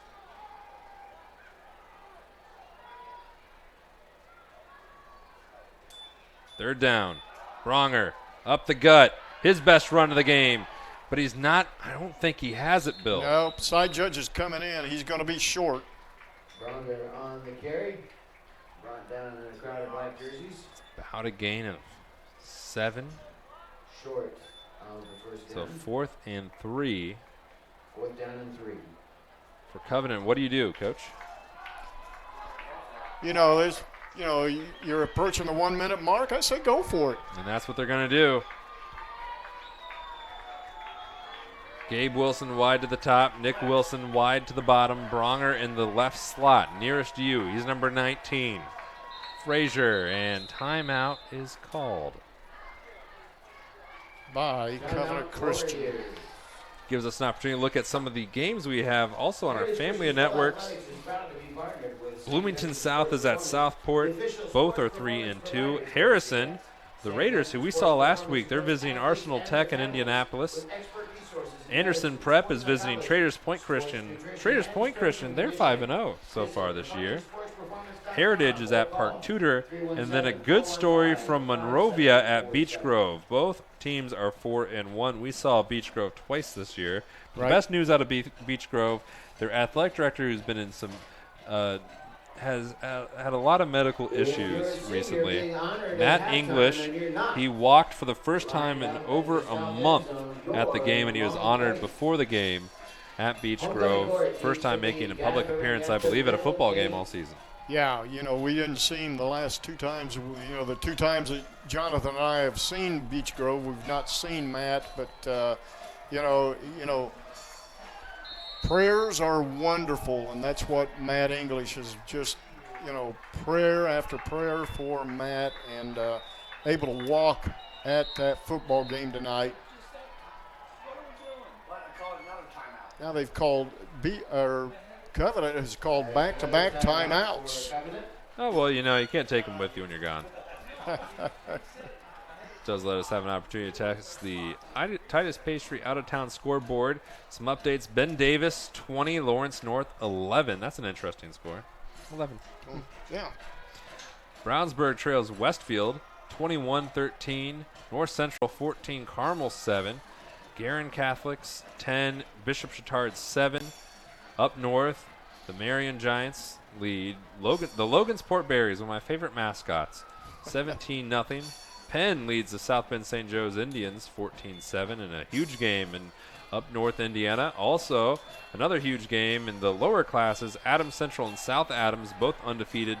The Jets of Adams Central lead the Starfires, another great mascot, 14-6. Zionsville, yeeks. Maybe we won't say that, but Hamilton Southeastern is beating Zionsville by some margin. It's unfortunate. So 4th down and 3, maybe this time. Coach McWhorter does have another timeout. And they got a guy moving on the line for Covenant, and that's Andrew Coleman. That's your guy, Andrew Coleman. What happened there, Bill? Well, Andrew got a little antsy and anticipated the snap count. Wrongly. Before it was correct and moved, so that backs him up 5 yards. To remind you that our Titus Bakery out-of-town scoreboard. Titus Bakery, donuts made the old-fashioned way since 1982. Locations on State Road 32 in Lebanon and Westfield. This is 4th and 8. Covenant Christian has been throwing the ball well. They'll have to here. Frazier being chased by Lowry. Gets it off. Gabe Wilson. Oh, it's a first down inside the 10. Oh, nice throw by Austin Frazier to pick up a first down. First down, Warriors. 52 seconds frozen on the second quarter scoreboard for the moment, and things are still in business for Covenant Christian, and easily the biggest receiving game of the year for Gabe Wilson. Gabe Wilson, number 24 for the Warriors, on the reception for the first down. Looked like the defender tried to make a play on it, and it went right into Wilson. He's in motion from the top to the bottom. The handoffs to the up back, Austin Anderson, and he creeps forward for about 2 yards. 2nd and goal with 45 seconds left. On that play, Anderson on the run. Here's the replay. Ethan Lowry was on the tackle. On the tackle for the Eagles. Nice catch, pinned it against the shoulder pad. Bronger. And a massive miscommunication in the backfield. And the clock should be, timeout very quickly by Covenant Christian. And now all their timeouts are gone. 2nd and 7. Another timeout for the Warriors. Well, Covenant's out of timeouts. 24 seconds to go. What you do here is 3rd and 13. They come back from the timeout. And it'll be maybe bring on a field goal and you still have a shot at the end zone. There's 3rd down. But you can't afford to take a loss here. That's true. So you have to communicate that to your sophomore quarterback. Still pretty new, obviously. He's just a sophomore, but he's been looking good tonight. Austin Frazier, 7 of 8 this evening for 98 yards.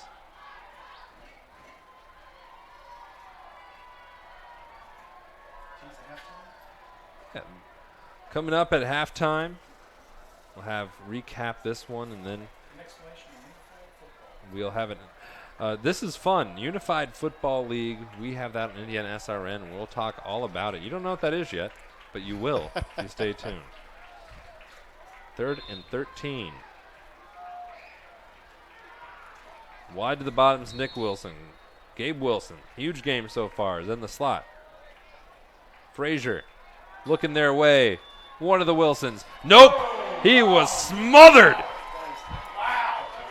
And just like I said, you cannot afford to take a sack here.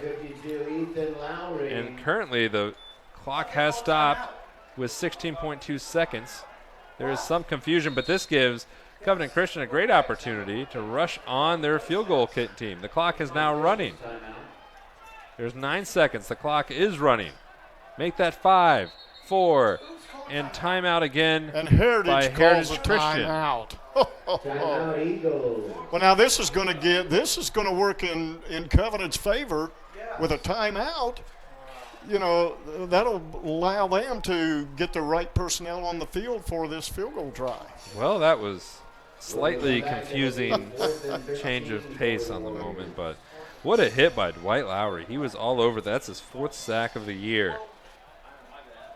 You know, and we've talked about him in the pregame, and, you know, we'll be talking about him all the rest of the evening on how well he plays defense, and he read that one real well. Ethan Lowry has not, Bill, check this out. He has not had a game yet where he's recorded less than 11 tackles. He had 11 in the first 2 games. He had 13 in the last 3. And that hit was probably worth 5. So Cam Holsapple on to kick. He is 2 for 2 field goal wise on the year. Is this about a 37-yard field goal? Yep, 37. His 3rd field goal attempt of the season. It's down, it's up, it's spiraling to the right, and it doesn't have enough leg. And we're going to halftime, and Bill, we'll keep it here for a couple minutes. Quick reaction so far. Low scoring, but it hasn't been an unexciting game. No, it's been a real good game, you know, and like we talked about, you know, Covenant likes to run, Heritage likes to pass. We've seen, you know, both teams mixing the runs and the passes, you know, so, you know, it's, you know, great game. Heritage got on the board back in here in the 2nd quarter with that 43-yard field goal by Asher King, and that was just at the start of the 2nd quarter. I think what's something that's been interesting, we've seen some role reversals. Covenant Christian relies so much on the run, but Jonah Bronger, 32 yards on 13 carries, which is far below his average. And Austin Frazier, far above his average, 7 of 8 for 97 yards. You know, it's I don't know what they talked about. You know, they've seen some stuff you know, during game film time and everything, and they're making adjustments, and so we'll see what kind of adjustments they bring in the second half. Sam Asbell, not the greatest numbers, 6 of 10. That's not bad, but 19 yards. Most of their passing yards came from Asher King on a punt. That was a 30-yarder. So you add all that up, and that's how you have our score 3-0. It could have been 3-3, but the Holsapple kick was a little bit to the right. And we'll be back. Stay tuned for halftime here in Indiana SRN. We are always in the game. Becoming a licensed sports official is a great way to make a positive difference in the community and support the over 160,000 Indiana student athletes that participate across 21 IHSAA sports. Sports officiating allows you to stay connected to the game, become a role model for our young student athletes, earn extra money, and support the patrons and communities of our IHSAA member schools. To learn more about becoming a licensed IHSAA official, log on to ihsaa.org/officials today.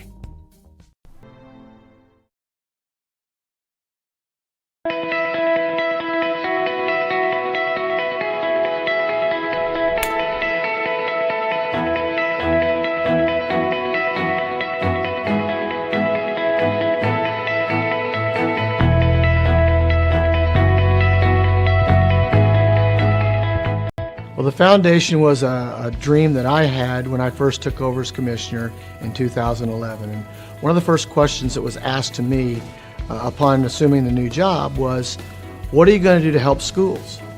And one of those was to try to help them financially.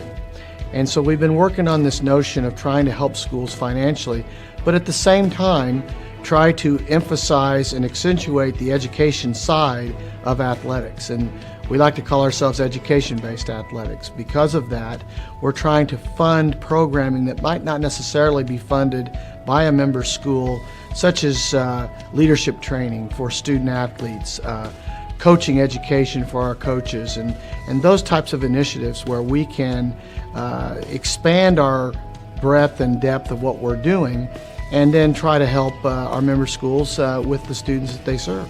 Well, I just joined the foundation in September. I'm thrilled for the opportunity to be part of this team and part of this program. I love high school athletics. It's been meaningful for me, my family, and my children, and I'm just thrilled for the opportunity to be part of the team. Well, I feel so excited about this opportunity because we can make a difference.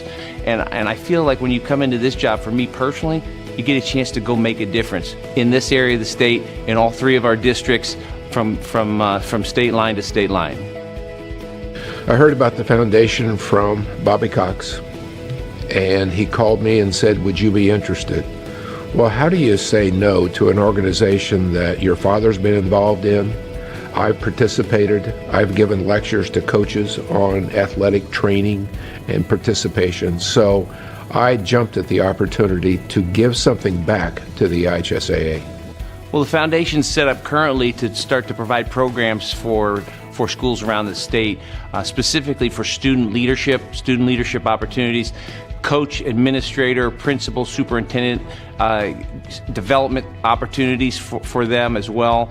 So some of our future plans would include raising money so we can provide scholarships for students and deserving students, also provide grants to some of the schools around the state that don't have the resources that a lot of the other bigger schools may have.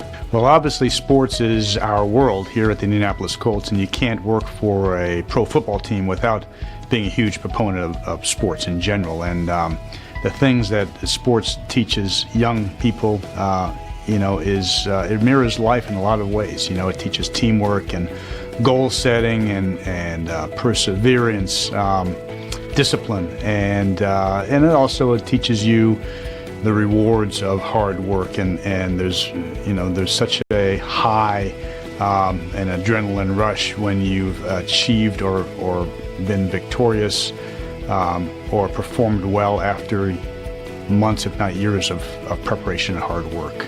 And that's just one of the reasons that we support the IHSAA Foundation. Yes, I think that quite clearly there are communities that have rallying, galvanizing impacts, and high school sports has always been that in the state of Indiana. But you also see that growing commitment around communities as they spend their evenings with their children as well as with the people that they know in their communities, and it really brings communities together. So I think that high school athletics has a significant role in positive development of our various communities around the state. You can't quite compete if you don't have the same equipment, you don't have the same resources, you don't have the same nutrition, you don't have the same sort of coaching, but you can elevate that by contributing to the IHSAA's foundation, which supports those initiatives. Every young person deserves the opportunity just the same to participate and to be a part of things.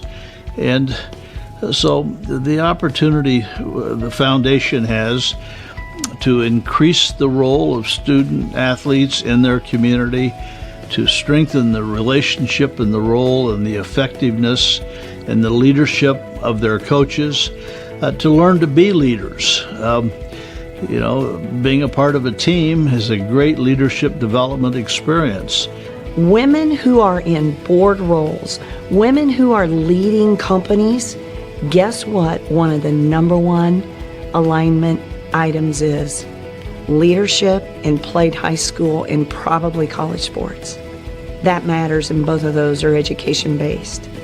So it had an impact on me. I'm now a businesswoman. I also coach basketball, but having to juggle education and sports and perform both at a high level is really, really a lesson learned for life. Education-based athletics matters, the student and the athlete. We take that seriously, the student first, the athlete second. The field of play is an extension of the classroom where these kids are learning life lessons that they will take with them for the rest of their lives. Athletics is an extension of the classroom.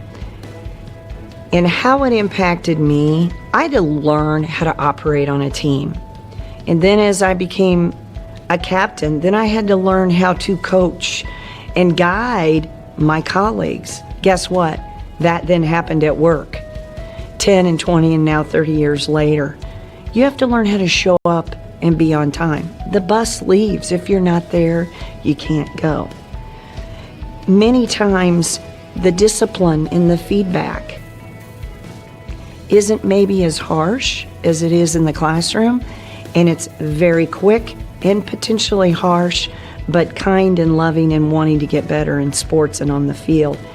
I think in high school athletics, you learn a lot about leadership. I was able to be a team captain for 3 years, and I learned so much that it's not just about the position, but it's about the influence that you're able to make towards a positive change with a mission greater than yourself.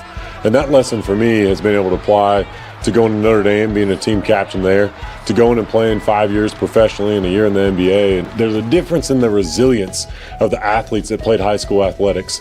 And there's a difference in how they're able to bounce back the day after a tough loss, or they're able to bounce back after a coach corrects them on the thing that they need to do. And the resilience and the opportunity to be able to lead in that way is something that's going to carry well past, but be able to be learned better there than it can, in my opinion, any other place. Well, our patrons can all go to our website and they can get involved with donating to the foundation. We like to call that investing. We're investing in young people, investing in our schools.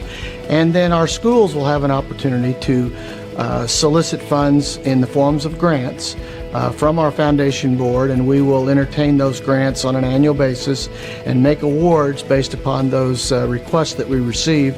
And we want that to be an ongoing and a growing opportunity for not only our patrons that support us at our contest in our communities, but also our member schools to identify things they feel that are important in their schools and their communities where they need additional funding and support, and that's something that the foundation can be a part of.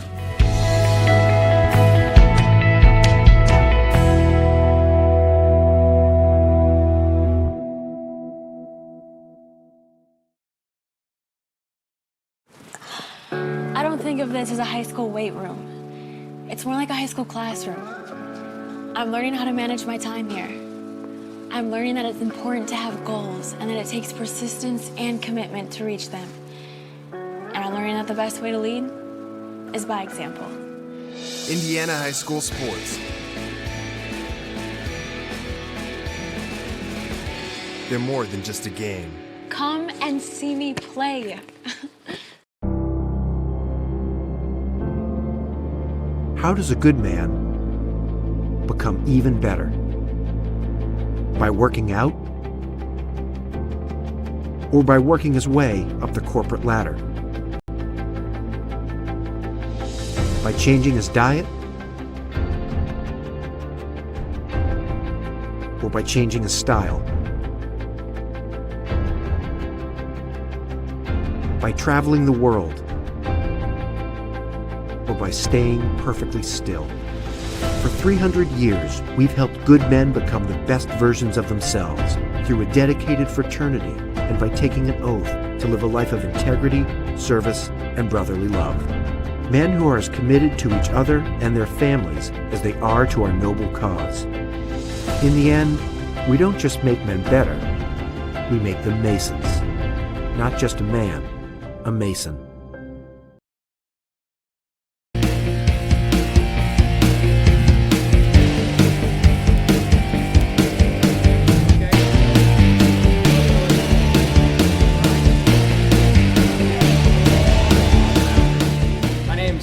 Johnston. I am the head coach for the Noblesville Unified football team. I previously was a football coach, and I coached that for 8 years, and absolutely loved doing that. But Unified is something different. It is blessed a lot of kids to be able to work together and also compete with each other, working together through practices, competing against each other in practices, to then being able to take that out to the field and being able to compete with one another against another team. And that unity, that bond, that excitement has been amazing. I am the coach of the Unified Flag Football team. I also am an assistant coach in our school soccer program, and I'm going to try and help with both Unified and traditional track this year. The first year Zionsville's ever had a Unified football team, and so I'm really excited to be able to help build it and just help create a legacy. This program can work in any school system. You just need to have an open mind and an open attitude, and you need to know that every single person on that team is going to be able to play and going to be able to learn. You need to have people who are passionate and who love the sport and just want to have fun, but also play. I think it's a great idea. It's a lot of fun. You make a lot of friends, and that's a major upside to it. So there's no downsides, really. It's a fun time. Looking forward to this thing growing. Maybe next year we'll see how many teams we can get. 30 seconds to go, and we score that last second touchdown. That was an amazing feeling, and the joy that came off of that, for me personally, one of the best feelings I've had in a long time. Important. We don't just sit around and throw balls around. We play. We learn practice. We play to win. The safety factors, if you watch us play and you see us play, there's athletes out there, and they're doing it the right way, and they're playing flag football the right way. There is no concern for me on a safety factor. It is all about competition and healthy competition, and that's important. My expectations of the partners is to play football. Well, there is no taking it easy or anything like that. They're out there to play football. There are times when we have to guide each other and where we're going to go in positions. That's football. This is an awesome experience. I'm excited for it to grow in the upcoming years. It's really fun for athletes and partners. It's a real football game. It's awesome. I want to tell the principals, you need to do it. There is no other option except to get your kids involved with Unified Flag Football. It is a bond that these kids are going to be able to build. It is an excitement that you'll miss out on. Your school will miss out on if you're not a part of it. Be just in the hallway together at lunch and just yelling hi to each other and supporting each other and having conversations. And it's great to see players of so many different worlds coming together through sport, and Unified has definitely increased our school culture. This means a lot to me because it really gets everyone involved, and it changes people's perceptions about what kids with mental or physical disabilities can do and how they can get involved just like everyone else. I was in the hallway walking down at the end of the day, and one of my colleagues says, "Hey Rachel, do you think you could coach a Unified Flag football team?" I was like, "Sure, I love football." And he said, "Okay, well, we need you to put a team together, and we have our first game Saturday morning." We got all the players in. I called parents. I sent emails home. I tried to find athletes and partners and people to come support us. And our first day we had 5 players, and by the end of 1 week we had 14 who were interested. It was a lot of fun. Hopefully we can start it. We can start it for we can have an actual season. Schools who want to implement this flag football program, which I highly recommend, you need to find a passionate individual, a couple of passionate individuals. You need to grab some players who are ready to help support their team and to be leaders in our school systems. And you just need to give them a place to practice, a ball and some flags, and let them go. There's never a time where I'll see one of my players alone in the hallway because they have partners, they have athletes, they have other people who have gotten to know them because they've come out to a match.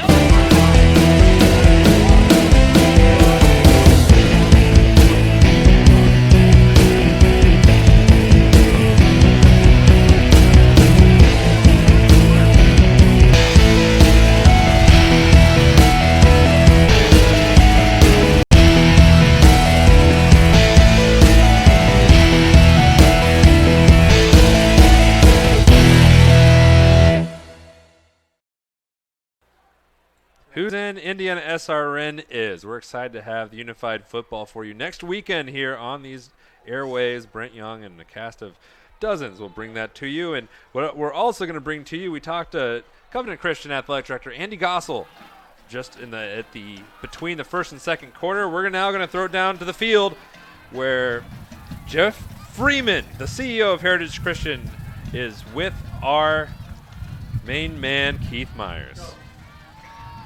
Jeff Freeman's with us from Heritage Christian, the CEO, and what a great night for football. It's great. God's blessed us with some great weather, no rain, big homecoming crowd. It's just exciting. The defenses are taking the lead here in the first half. Let's talk a little bit about the school. God comes first in athletics, and how important is that? If someone's listening out there, how important is that to you and your staff? It's what it's all about. Our mission is to glorify God, disciple students, and pursue excellence in education.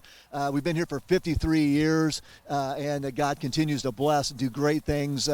We integrate a biblical worldview into everything we do, not just the classroom and not just chapel, but athletics, fine arts, clubs, everything. We want to bring glory to God. And what a beautiful stadium, and what a beautiful atmosphere. Over 6,000 people here probably tonight, and what a great game, 3-0. Yeah, great game on a brand new field. We had a dedication of the field. Our partnership with St. Vincent's has provided us a brand new turf field, so praise God for that, and we're enjoying the game. How about Indiana SRN, and one of your partners, and broadcasting some of your football games and your basketball season this year? Going to be a lot of fun for us too. Yeah, great to be here and enjoy that partnership, and it's great for the kids to get the coverage and to be involved in that. So thanks for all you do, Keith. You bet. Right back up to you guys.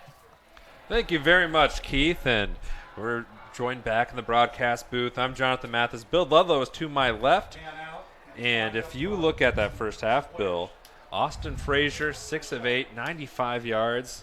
That kind of tells the story, although the scoreboard doesn't look that impressive. Yeah, the scoreboard does not, Jonathan. And, you thought, well, with some stats like that, they'd be in the lead, maybe 14-3, but to no avail for Covenant Christian.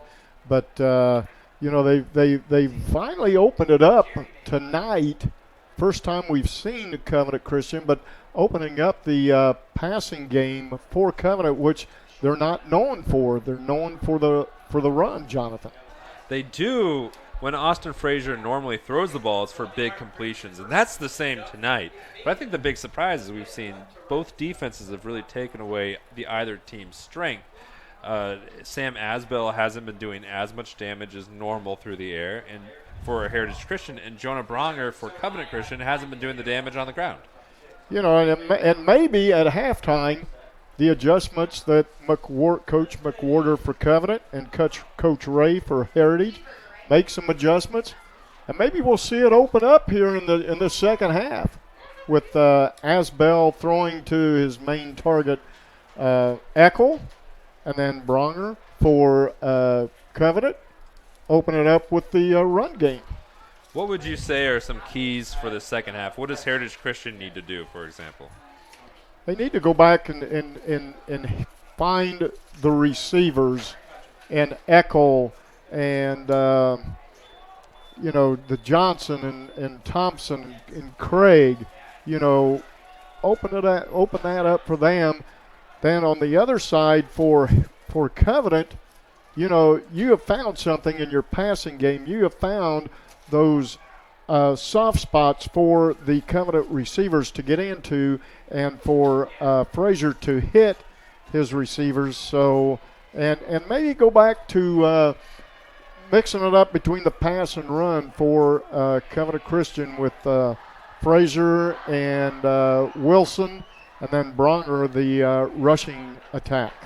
Well, it's a close one as we get ready to begin this second half. Asher King, the leading passer for Heritage Christian, will be kicking off. Back to receive the ball for Covenant Christian. On the left of on the bottom of the screen to the top is Gage Coffey, number 23, Gabe Wilson, number 24, the leading receiver, 4 catches in that first half. And he only had 4 catches coming into tonight. He's doubled it. Yeah.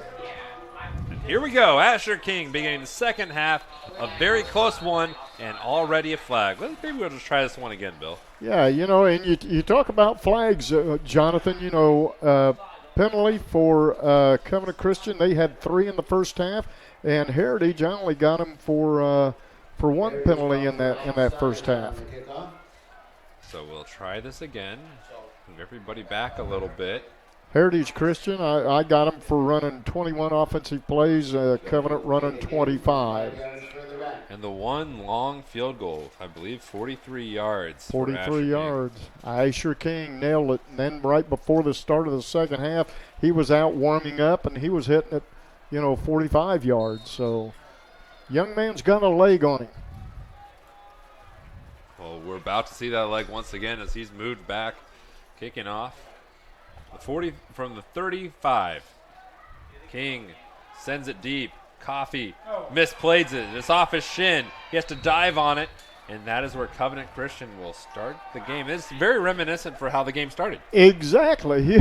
When Covenant kicked off to Heritage, they bobbled it. So Covenant said, "Hey, we'll repay the favor." Maybe a little bit. That's very kind of them. It's, a lot of Christian hospitality on this homecoming evening, and the Warriors, the visitors from the west side of town. They're going to start on their own 19-yard line. So now we get to see what kind of adjustments coaches have made a quarter for the offense, and then see what Kyle Ray's defense has done in the adjustments here in the second half. Gabe Wilson is wide to the bottom. Jackson Brew wide to the top. Frazier in a normal spot under center, fakes it to Bronger, looking for the screen to Bronger, and Bronger was not able to get past the first tackler. I don't know if he lost 2 yards on the play. Yeah, the pass was out there, and then it was slow developing after he caught the ball on where he was going to go with it. Thomas Johnson on the tackle for Heritage Christian. Brings up 2nd and 13. Bronger he's been effective every game this season, and tonight, Heritage Christian just has not let him be a factor. Frazier's in trouble! Oh. It's a strip sack! It's recovered. No, they're going to say it's incomplete. It was incomplete. Oh. Reese Johnson would have been off and running. Reese Johnson came off his spot there on the line and just stripped that ball. And so it'll be 3rd and 13. The old tuck rule, maybe, huh? I think he said his arm was moving forward. The crowd into it on the south side of the field, lining the field where the camera's at. You can't see them on the far side. They're all in the south. 3rd and 13. Frazier. And we got a flags whistle. Go flying. Delay a game on Covenant Christian. Move them back, and they'll try it again. 3rd and a very long 18. 4th penalty of the night.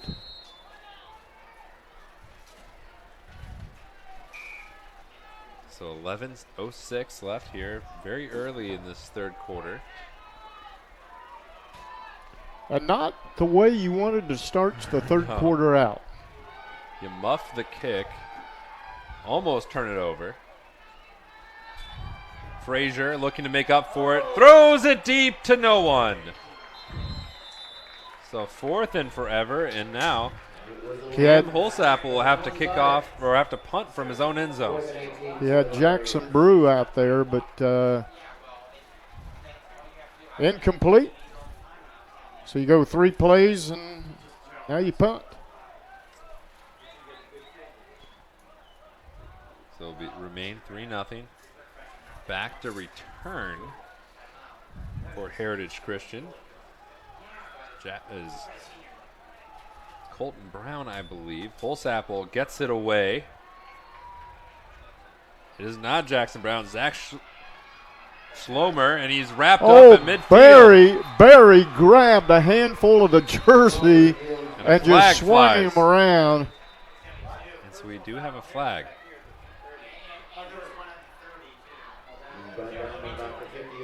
And we'll see how this all shakes out with multiple flags down.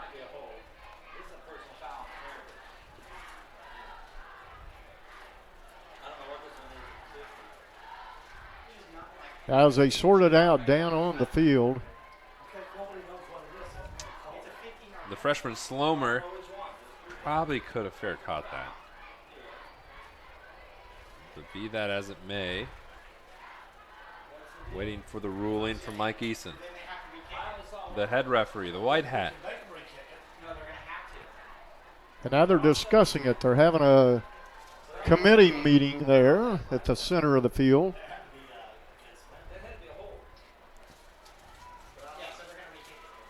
And now he looks over. Here it is, personal foul against Heritage Christian. Twice. Oh, wow. So that the ball was placed at the 50. Now they're going to take it all the way back to the 35-yard line of Heritage Christian. Not exactly, Bill. They're still going. So Heritage Christian will start on their own 20. So it'll be 1st and 10 from their own 20. The high-powered passing attack from Heritage Christian has yet to show up. 49 passing yards, 7 of 11 overall. Sam Asbell sends a man in motion. This is Colton Brown. He gets across the 20, but not much further to the 21. Colton Brown carries. So 2nd down and 9 upcoming for Heritage Christian. So he ran about 20 yards, picked up 1. 10 minutes, 25 seconds left in this third quarter. Eckel will be wide to the top of your screen, joined by Aiden Craig. And Thomas Johnson. He's in motion. The jet sweep. They're trying the reverse, and it's snuffed out. Kyle Berry all over it. Loss of 10 on the play. That brings up a 3rd down and very long. 19. Well, less than that. So Barry again busted through. Now it's 3rd and 19. And Barry is lined up in the defensive slot as a defensive end. 3rd and 15.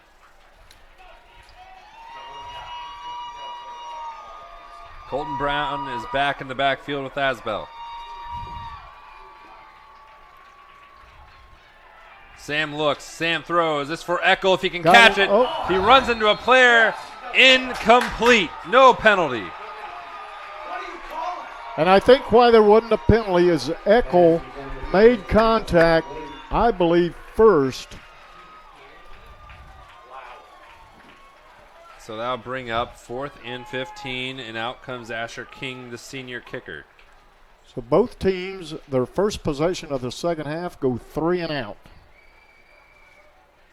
And in a 3-0 game, Bill, that can be big. It's Gabe Wilson. Asher King in the punt. Will be standing on his own 50, or on the 50, and this kick will chase him back. He's going to take a nice Heritage roll. And it will be down by the Eagles at the 36-yard line. That gives us an opportunity. Tell you that Indiana SRN broadcasts more than 300 sporting events in central Indiana. And we need your assistance. Located on our webpage is a donate button. If you would like to see more sports on Indiana SRN, please consider making a donation. Every dollar raised will go to getting more games on the air. On behalf of our team, we thank you, Indiana SRN. We are always in the game. 9 minutes left in the third. Second series of the third quarter and the second half for Covenant Christian. And they will start on their own 36-yard line.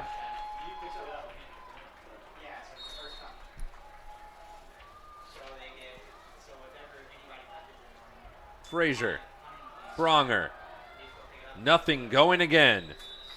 Got a yard. Bronger on the carry, picked up about a yard. 33 total yards for Bronger on the ground on 14 carries. Just not working tonight, and normally always does.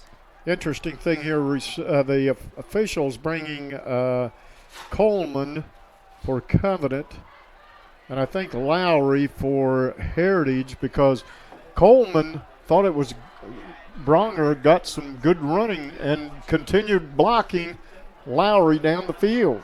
Go until he hears the whistle, and he didn't hear it. In motion is Brew. Hand off to Bronger. It looks promising. He's turning his legs, and he gets a good gain this time. Bounced off the tackler and continued to move forward to bring up a third and good manageable for the Warriors of Covenant Christian. I see marked on the 42-yard line. Covenant had an opportunity to tie the game. At the end of the first half, the kick was wide to the right. Now 3rd and 4. Gabe Wilson wide to the bottom. He has 4 catches. They pitch it to Bronger. He has to elude Lowry. He does, but he doesn't get it by the second man. All over it was Aiden Craig. So a combination of Lowry and Craig in there on that tackle. He loses 2 yards. So they'll be out for another punt by Holsapple. And back to receive the kick will be Schlomer and Peyton Brown. Holsapple sends it away. Brown will catch it. Looking to make something happen. Nope! Caleb Probst. And the flag goes flying. I think he got him a little high.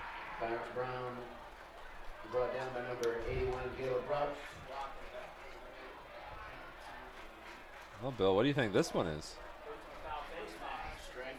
Now it looks like their officials are huddled again.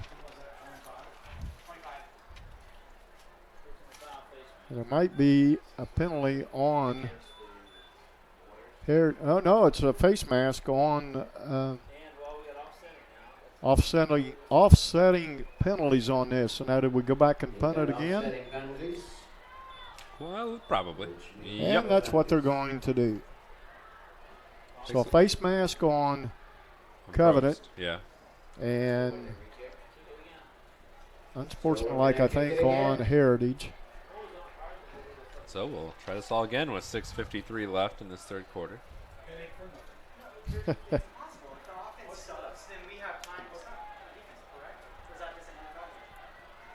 Thank you for joining us on this, our 6th Indiana SRN webcast. We'll be with you all season long. Next week, we're going to be at Park Tudor for the Park Tudor Panthers and the Speedway Spark Plugs. Same bat time, same bat channel.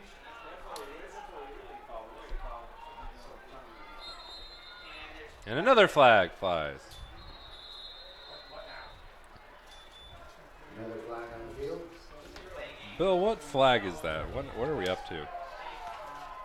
Well, let's see. Already in the third quarter, we've had 1, 2, 3, 4, 5. This is the 6th flag in this quarter.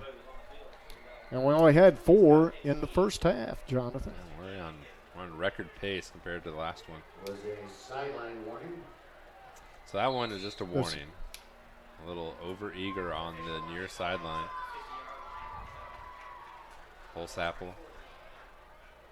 One return man back for Heritage. This one sends it to the night. Schlomer will chase it to the sidelines, and it will nick the sideline at the 19, and that is where Heritage Christian will start over. They lead by 3. Now, Bill Ludlow, the much talked about passing game for Heritage Christian hasn't showed up yet. What do they need to do to get it going? Well, they just need to get the receivers more into the ball game, and maybe maybe they want to not use that and then have Covenant make the adjustments. But it's getting late in the game. You got to start using it. You got to start relying on your strength here. The handoff, not much doing for Aiden Craig. That's his second carry of the game, 41st on the year. And he got very little. Hey, after tonight's football game, which has been generally the case for Heritage Christian on the ground so far this game. They only have 15 yards on the ground. And how many passing yards they got? 49. 49. For both men and women. Not the most prolific passing performance by the Eagles. Schlomer in motion. They hand it to him. Little hesitation, and never mind. He's going to get. He almost doubled the yards. First down, Eagles. He come in that jet sweep. He come from the left side to the right, and Asbell handed off to him, and he was able to bounce it and keep his feet moving and pick up a first down for Heritage Christian. 6 minutes to go here in the third quarter. Schlomer on the carry gets the First and down, 10 for the Eagles. First and 10. Eccles wide to the bottom with Craig in the slot. Asbell in the pistol. Quick hitter, but a little too wide for Schlomer. Second and 10. Pass intended for Schlomer. You know, and the films that I've seen of Asbell throughout the week on his passing, he's real sharp, but tonight he's you know, just not there tonight. And it's kind of been the theme for the Eagle offense for the most part. The most exciting play, the biggest play, was Asher King's fake punt. And then even then they weren't able to capitalize on the fake punt, and they had to settle for a field goal. And so far that is the difference in the game. Both defenses, Bill, have really shown up this evening. It has been a defensive battle game, and if you love defense, this is where you want to be tonight. And a whistle and a flag. Flag coming in. Delay a game on Heritage. So there is the sixth penalty, I believe, officially.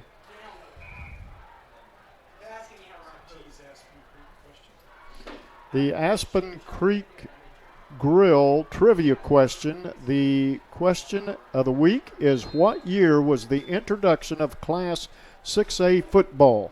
The hint, the coach who won the Class 5A championship also won the first 6A title at a different school. Interesting. If you think you know the answer to that, tweet us. And a winner will be selected, not tonight. A little later, this pass tipped by Bronger, and he is almost able to take it to the house. And if he could have brought that in, that would have. It's a great play by Bronger, but as it is, it's more like a long strike in baseball. 3rd and 15 upcoming for the Eagles. Our last week's trivia question winner was Todd Jensen from West Lafayette, Indiana. And you can tweet us at Indiana SRN. You'll receive a $25 gift card from our friends at Aspen Creek Grill. 2013. Welcome, alumni. And 3rd and 15. Asbell wants it all. Eckel! First down and more! Across the 45-yard line. He whirls and twirls to the 40. And there's the dormant passing game. Wide awake on that play. So if you want offense from Heritage, you just seen it. A nice completion from Asbell to Eckel. Burned our man, Gabe Wilson, on the outside. Just went right by him. He just blew right by him. Another defender came in but was unable to pick him up. 1st and 10. Broken play. This is Aiden Craig. Runs into his own man and is wrapped up and wrestled down. Loss of, what is that, 6? I think that, what was that, you count that as a pass or a run? Because it was kind of a lateral. you got to go for a pass on that. So Aiden Craig. Number 25 was on the stop, Austin Anderson. And he lost 6 yards on the play. So right after a huge passing play, and then that happened. 2nd and 16 for the Eagles. So 2nd and 16. Asbell, here's a quick hitter to the boundary. Thomas Johnston tries to get back to the line of scrimmage and only gets about 2 or 3 yards. So that's 3 minutes, 50 seconds left here in this third quarter. And again, Jonathan, this is a fast-moving third quarter. And I'm telling you, folks, if you love defense football, and if you're not here at Heritage Christian tonight, we hope you're watching on Indiana SRN. But yeah, please do. Just a fantastic game here. It was a gain of 1 on the play, bringing up 3rd and 15. Thomas Johnston in motion. Fake the jet sweep, throw it downfield for Eckel, and that was a little low. Incomplete. 4th and 15, and Heritage Christian, they have some nice plays, but they just can't string them together. Fortunately for the Eagles, they have the lead. You know, and for Asbell and Eckel to be struggling like they are tonight. Oh, penalty flag. Here's the punt. It would have been fair, caught in a diving, skidding fashion. There is a flag on the play. There's a flag on the field. It's going to be against Heritage Christian. So they'll back them up, and let's punt it again. And while we wait, checking the Titus Bakery out-of-town scoreboard. Titus Bakery Donuts made the old-fashioned way since 1980. Ben Davis leads Lawrence North 20-18. Rough for Zionsville. Hamilton Southeastern 27, the Eagles 7. As team Bill and I saw earlier, Central from Evansville is playing Harrison from Evansville, and the Central Bears lead 14-0. Big game down in southern Indiana. Another big one between the Adamses.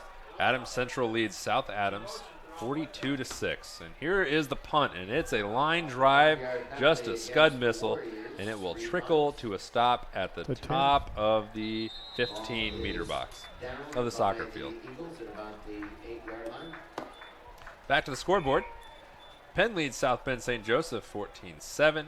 Whiteland leads Martinsville 28-7. Marion all over the Logansport Berries for Felix the Cat, which is their mascot, as you well know. 30-0. Heritage Hills, a big game also in southern Indiana, leads Gibson Southern 14-0. Bishop Chatard over Guerin Catholic 14-10. North Central leads Carmel 17-7.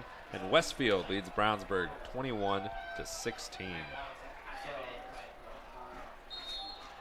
With 3 minutes and 1 second left in this third quarter, here's Covenant Christian. 1st and 10. Bronger will try up the middle and almost broke free. He had a guy on his back. If he could have broke from that, Jonathan, he would have gone to the house for a touchdown.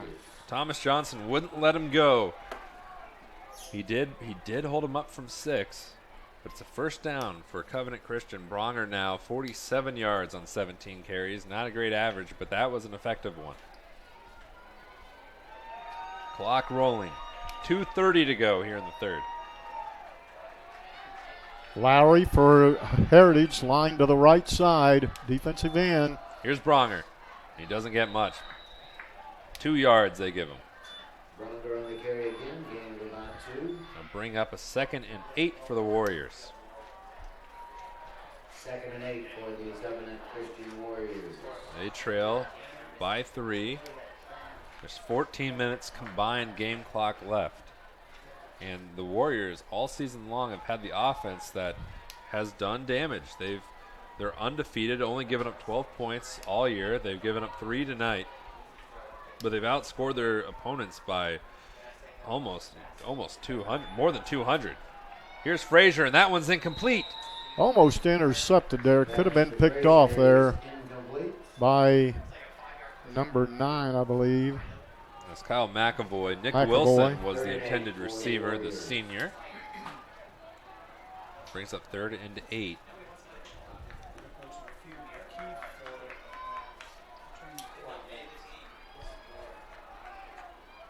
So 1:46 frozen on the third quarter scoreboard. Big third down here for Covenant.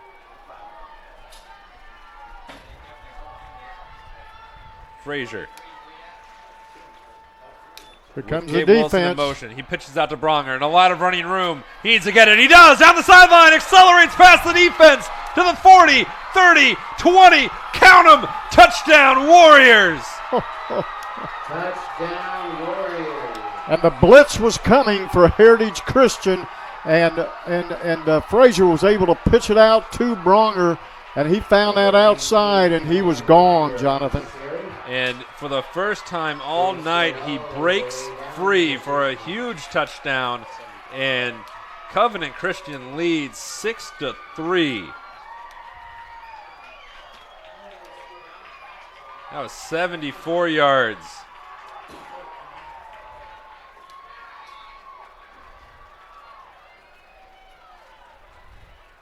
Cam Holsapple on to make it a 4-point game. It's up. It's through. No good. He missed it, so it will stay at 3. That's Holsapple's 4th missed kick of the year, and it's 6-3. But we wait. We got some laundry on the field, I think, don't we? So maybe we'll try this again. Oh, false start Nope, we on. won't. Anyway, we'll be Heritage. back in just a second. Covenant Christian leads for the first time tonight on Indiana SRN. We are always in the game.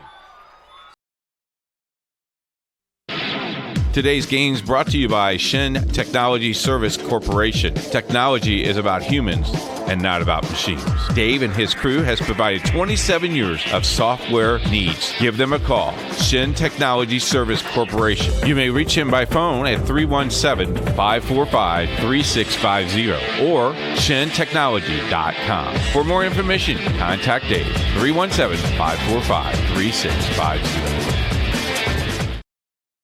Time was that great opportunities came to me, but first I needed to prepare for the greatness that awaited me. So I asked and became a Freemason. The rest is history. For me, the time has passed. For you, time is. Time to prepare for greatness if it's in you. Now, you may listen to me or not, but Freemasonry has been preparing great men since our country's founding. So do you have greatness in you? Ask. MillersvilleLodge.org. Welcome back, everybody, to the Eagles Nest here at Heritage Christian High School. Covenant Christian has the first lead of the night, and this is how they did it, Bill. Yeah, they went 4 plays. They started on their own 10-yard line at the 3:01 mark in the third quarter, and Bronger, a 74-yard TD run, extra point no good. That's where we stand, Jonathan. 6-3, Covenant. And this is what it looked like. Bronger, far sideline, and he just turns on the Jets right about here.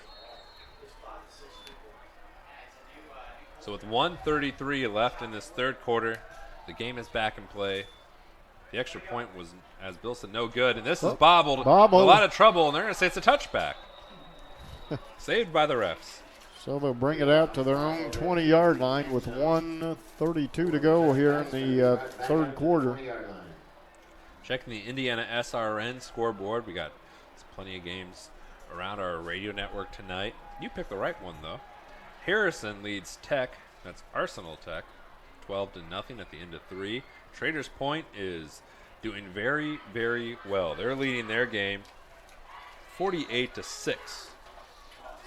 We're going to see Traders Point in a couple of weeks, too. They're beating Anderson Prep Academy. Beech Grove leads 21-6 over Monrovia.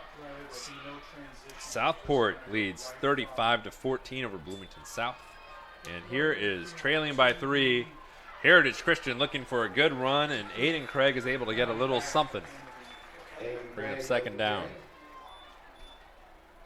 Picks up about 3 yards. Covenant had him boxed in, looked like for a loss, but he was able to bust out of that and pick up 3 on the run there.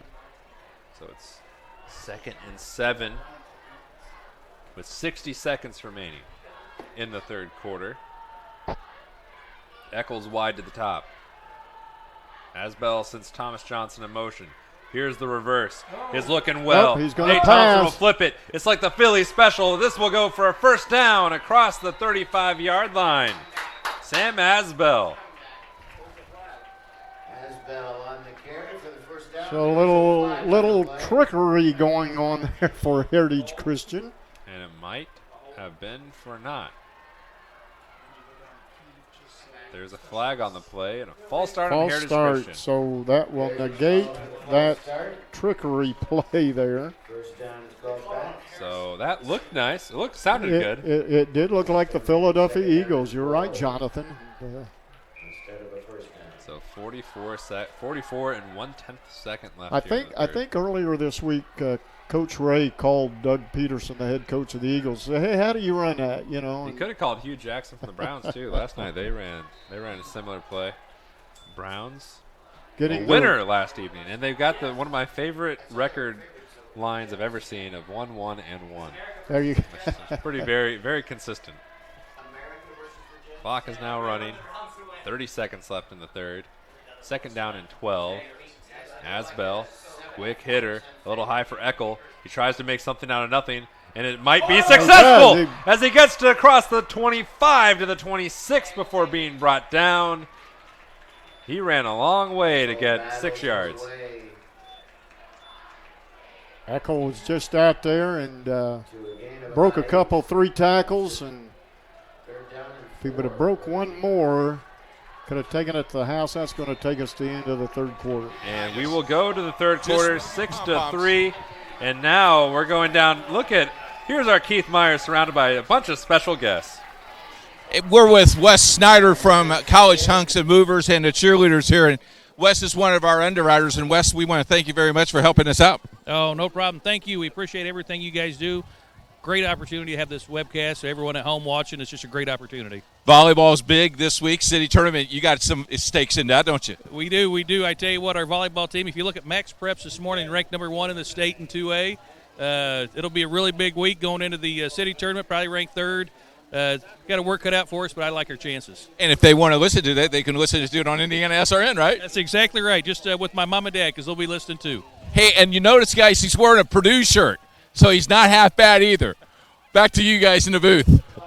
Thanks, Keith. A reminder, Purdue, they play Boston College this week. Boston College is number 23 in the nation. They're undefeated and favored by a touchdown. So hopefully that'll work for the Boilermakers with their support here in Indiana SRN. Also around the state, number 8 Notre Dame travels to Wake Forest in the wake of the hurricane. They'll play the Demon Deacons, who are 2-1. Indiana, they welcome Michigan State, a big one, to Bloomington at 7:30 on the Big Ten Network. And Ball State has the winless Western Kentucky Hilltoppers visiting them in Muncie at 3 p.m. Ball State, losers to Notre Dame and IU. They look more impressive in the former than the latter, but they are favored by a field goal. Speaking of field goal, that's the difference in this one. Start of the fourth quarter, 3rd and 4, and a handoff. A little move to Thomas Johnston, and I don't think it's just short by about a yard. So it'll bring up 3rd. No, it'll bring up 4th and 1. 4th and 1. So a defensive slugfest that was blown open by Jonah Bronger one series ago. Bronger had been stifled all game long and is well over 100 yards now, most of it 74 on one play, and here comes 4th and 1. But first, they had to use a timeout because the play clock was down to 2 seconds. So this gives us an opportunity to remind you that Indiana SRN broadcasts more than 300 sporting events in central Indiana. We need your assistance, though. Located on our webpage is a donate button. If you would like to see more sports on Indiana SRN, please consider making a donation. Every dollar raised will go to getting more games on the air on behalf of our team. We thank you. Indiana SRN, where you're always in the game. What do you draw up here, Bill? 4th and 1.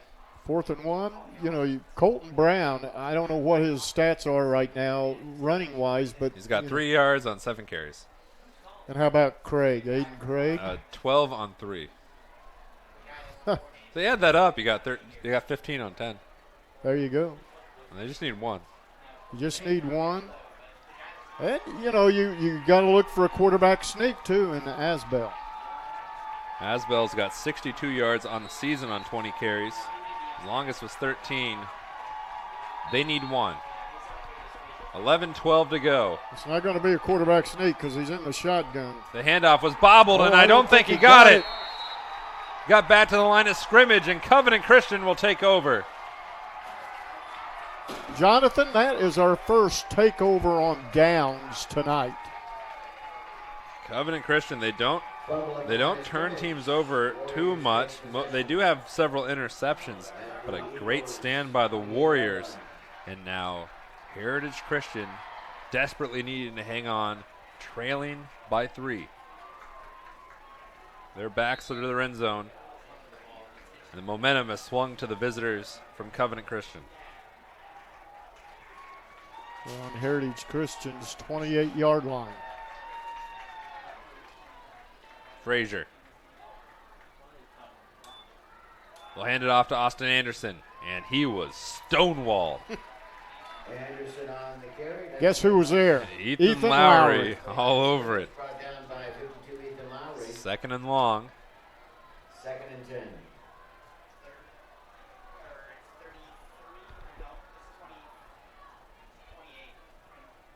Playing that nose guard position for Heritage is number 78. And that is Eddie Leverage. Not who we thought was going to be there tonight, but he's there now. At end at the moment. Here's Bronger. Big run last time. Nothing this time. Thomas Johnston there on the tackle. Lost a yard. Johnson on the tackle. So it'd be 3rd and 11. 3rd and 11 for the Warriors. A great defensive stop for Covenant Christian. They haven't been able to do anything with it yet. Let's see if they open it up with a pass play here.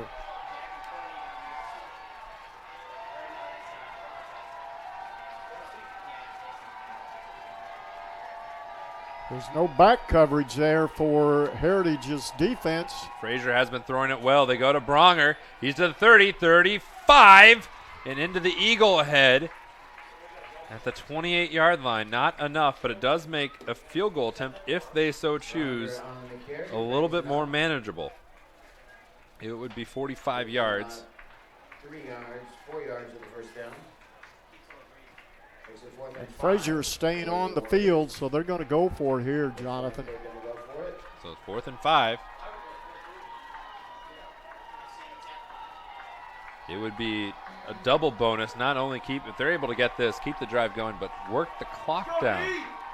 8 seconds to go on the play clock. Frazier in the eye, at the front of the eye, hands it off to his up back, and he doesn't have it. Trey Rapogle's on the carry. He needed 4. He didn't get them. So guess what? We have our second turnover on downs. Yeah, might as well. I mean, they played evenly all night long. And the defense, which has defined this contest, has shown up 2 strong defensive stands by either team. Now, Heritage Christian has the ball with 8:55 to go in the game, needing at least 3 to tie, a touchdown to take the lead. Here's the throw. Deep down the field. Caught by Thompson. Into Warrior territory. The 45-yard line.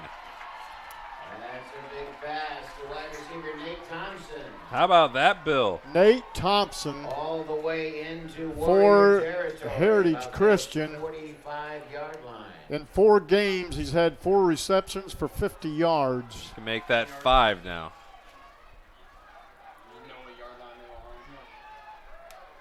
In the gun. They were on their 21-yard line. Asbell looks for Echo, almost intercepted. Throw was a little behind him and almost in the grasp of Gabe Wilson. Deflected by number 24, Wilson, for the Warriors. Makes it 2nd and 10. Let's capitalize on these big runs. 2nd and 10 now. Asbell now 10 of 17 for 88 yards. I'm Jonathan Mathis. Bill Ludlow's to my left. 2nd down and 10. 8:29 to go in the game. Eccles wide to the top. Thompson, the big receiver on the last play, wide to the bottom. Peyton Brown in motion. He's looking. He has 3 players there, but he overthrew them all. 3rd and 10. Asbell overthrows Thompson, makes it 3rd and 10. And that was a jailbreak, Bill. 3 receivers were wide open, and Asbell missed them. And that's uncharacteristic of Sam Asbell. He's usually right on with his passes, but again, you know, we've talked about it. It's been an off night for Asbell. And they need him here. 3rd and 10. In Warrior territory. They haven't been there much tonight. On homecoming, Asbell firing, has Thompson, and I think for a first down. If not, it's really close. It's right at the line, but there's a penalty flag, roughing the pass, a first down no matter what. It's against the Warriors, and the Eagles are going to be in tremendous field position now. 8:19 to go here in the third, or in the ball game, and the Eagles are driving with the pass plays. No rushes on this drive right now. They've all been passes. So they're marking the ball from the end of the run. So roughing the passer will put the Eagles in a great spot. Mark that on the 20. This drive started on their own 21-yard line. And then a big pass to Thomas Johnson. On the 20-yard line. Excuse me, a big pass to Nate Thompson. I got my Thomases wrong. I got my Toms. Tom. Nate Thompson now. 8:19 left in the game. 44 yards on his 2 catches. Sam Asbell, 2 yards short of the century mark. Sends Craig in motion, hands it to him on the sweep. He gets across the 20, but not much further. It will be marked down at the 18-yard line. Gain of 2 by Craig. He got tripped up in the backfield, was able to maintain his balance and pick up those 2 yards that Jonathan was talking about. 8 minutes. The clock is running. 28 minutes to the start of our alumni soccer. 2nd down and 8 for the Eagles. Thompson, Schlomer, and Craig to the top. Eckel to the bottom. Peyton Brown is the running back. Asbell looks for the corner. Peyton Brown, touchdown! Excuse me, Colton Brown. Either way, the Eagles have regained the lead. Take the lead. 9-6. Colton Brown was able to get past his defender. Asbell was protected well by his offensive line and aired that out and connected. 19 yards on the pass play. Asbell's first of the night, 10th of the year, 15th of his career. And the passing attack that had been dormant all evening long woke up right in time. Asher King will wait, as coming on late is Eddie Leverage. 10 seconds on the play clock. The holders, Thomas Johnson, and a delay of game. So I guess they just want to give him room, you know. That's what they always say in the NFL for punters. Just give him some more room. Yeah. And we know the leg that Asher King has on him. And I would say this is a chip shot for him right here. Now that I've put the broadcast jinx on him. 25 yards for the extra point. Got it's it. up, it's through, it's good. 10-6 in favor of Heritage Christian on Indiana SRN, where you're always in the game.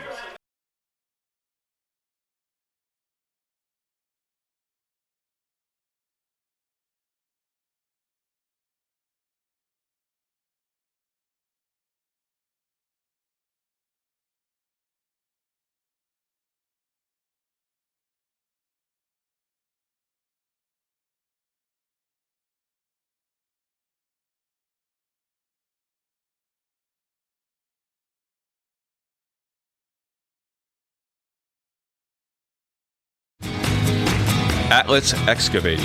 When you have public, commercial, or private utility work that needs to be done quickly and with an eye of quality, look no further than Atlas Excavating. We have the most highly trained, industrial certified master excavators with years of experience working both with public and private clients. Give Atlas Excavating a call at 765-429-4800.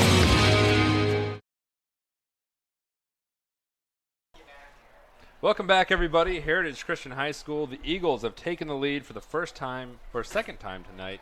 It is 10-6. Bill, how'd they do it? Well, they did it on 6 plays. The drive started on their own 21-yard line. And 6 plays, and then the TD pass to Asbell to Colton Brown, and then Asher King comes in for the extra point try. That's where we're at. 10-6, Heritage. Asher King back on to kick this one off again.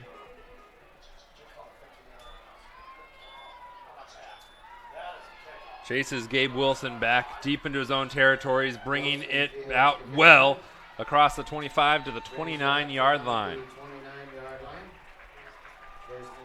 Here's the replay of the touchdown. What do you see here, Bill? You see Colton Brown goes out, and he just blew by the defender, and Asbell was able to connect on him. Perfect throw.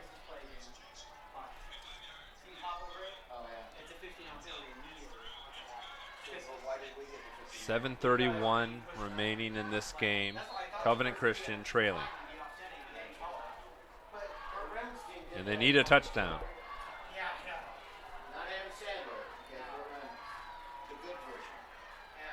4 wide receiver set, a rare one for the Warriors. Frazier firing.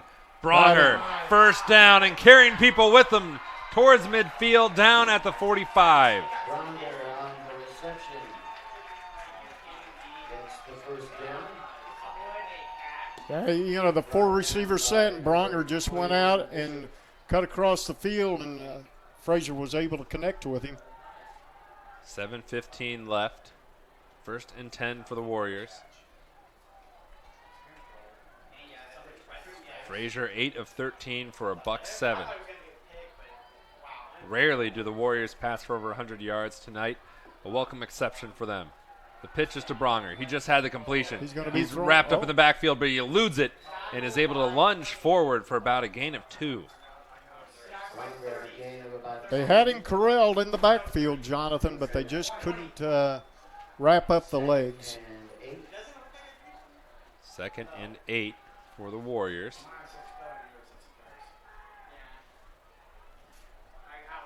As we're getting late into the game now, Jonathan, so, you know, you got to be almost perfect on your plays.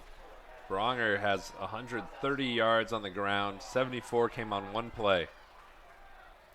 Longest rush of the season by 30. They give it to him here, and he goes nowhere. Backwards by 2. 3rd and 10. So I think Aiden Craig, number 22, was on the stop there for the Eagles. 6 minutes to go. And now Heritage Christian, they answered on a big 3rd down last time. Here's Covenant facing a huge one. Frazier needing 10 yards. It's to Bronger. 2nd completion of the game. Turns on his jets and is smacked down, pushed down more or less by Ethan Bishop. And a flag flies.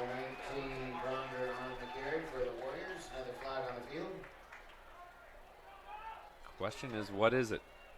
The answer will come from Mike Eason in the white hat. As the officials break their huddle. Face mask on Heritage Christian. My. So that will give Covenant a 1st down. 5:35 to go in the game.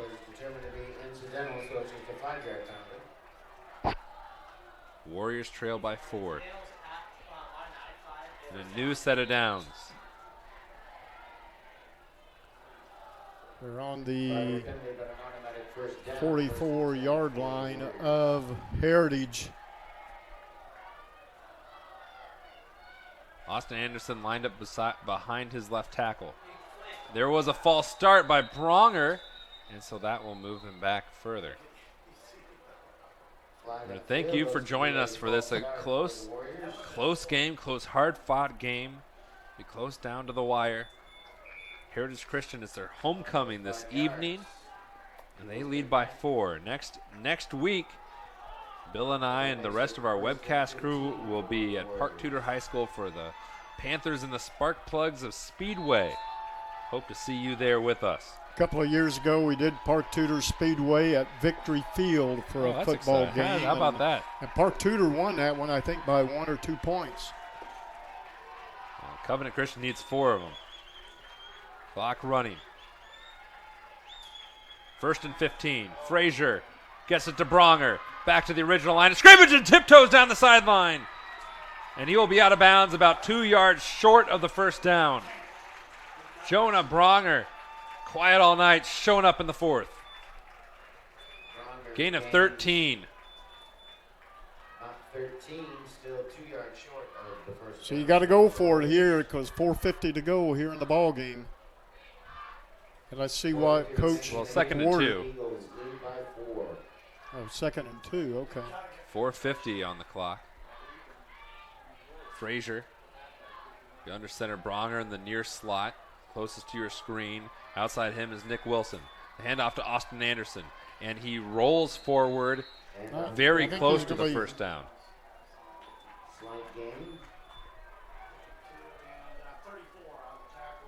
And it'll be marked. It looks like right on the 45, which will bring up 3rd and short. 3rd and a little less than a yard. So that big offensive line of Covenant Christians gotta provide the blocks. They gotta have it. Get your running back. Anderson is the fullback. Bronger the tailback. And a false start, I believe. Oh my goodness. False start for the Warriors. And so, well.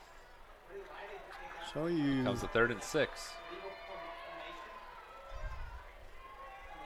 I still have to have it. 4:10 to go in the game. Clock even if you don't pick up your first down here, Jonathan, you still got time, to. And the clock is running. To run that 4th down play and pick up a first down. Now Bronger the lone back.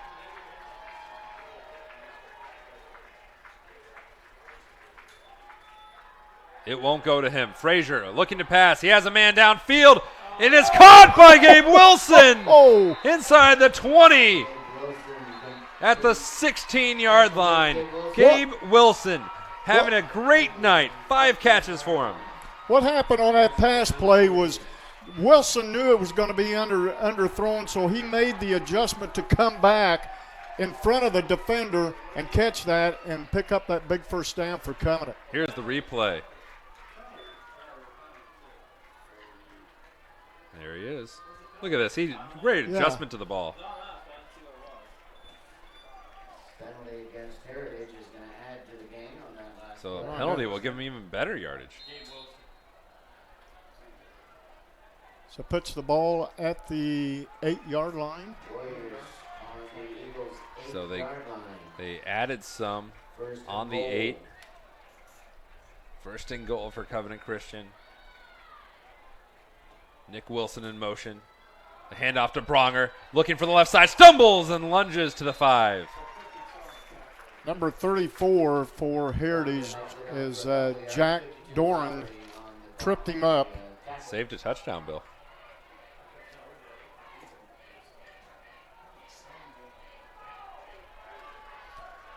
Jonathan, this is going to be their 9th play of this drive, which started on their own 29 at the 7:31 mark. We have a timeout on the play, which will give us an opportunity, Bill, to look at our Aspen Creek trivia question for the last time. It's your last opportunity, folks. Better get it right. What year was the introduction of Class 6A football? If you know the answer, you tweet it at Indiana SRN. The winner will receive a $25 gift card from our good friends at Aspen Creek Grill. And I'll give you the one last hint that we gave before. The coach who won the Class 5A championship also won the first 6A title, but at a different school. That is so crazy. I'll give you another hint. The answer is not 2018. And our winner from last week was Todd Jensen from West Lafayette, Indiana. Hey, Todd.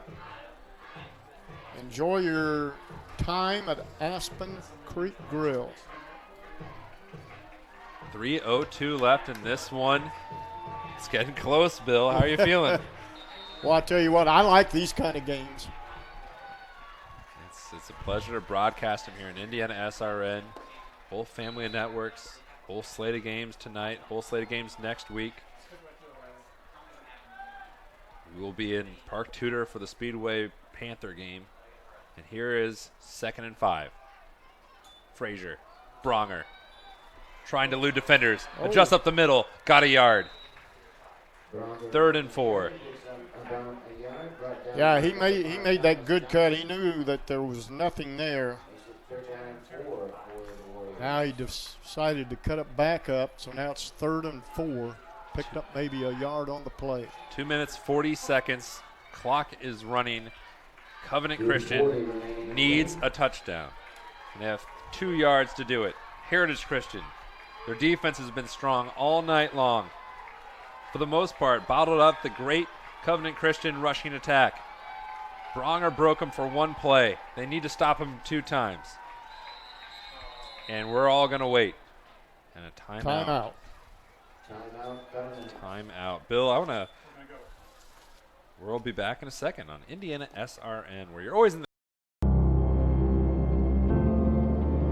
How does a good man become even better? By working out? Or by working his way up the corporate ladder? By changing his diet? Or by changing his style? By traveling the world? Or by staying perfectly still? For 300 years, we've helped good men become the best versions of themselves through a dedicated fraternity and by taking an oath to live a life of integrity, service, and brotherly love. Men who are as committed to each other and their families as they are to our noble cause. In the end, we don't just make men better, we make them Masons, not just a man. Welcome back. 2 minutes, 16 seconds. It is 3rd and 4. Covenant Christian needs all 4 of them. Frazier looks end zone. Hands there. Touchdown, Warriors.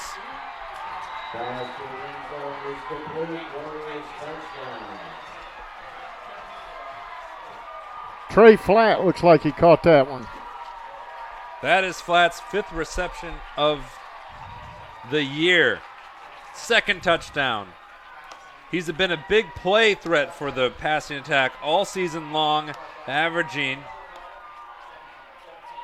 well, last week he averaged nearly 30 yards per reception.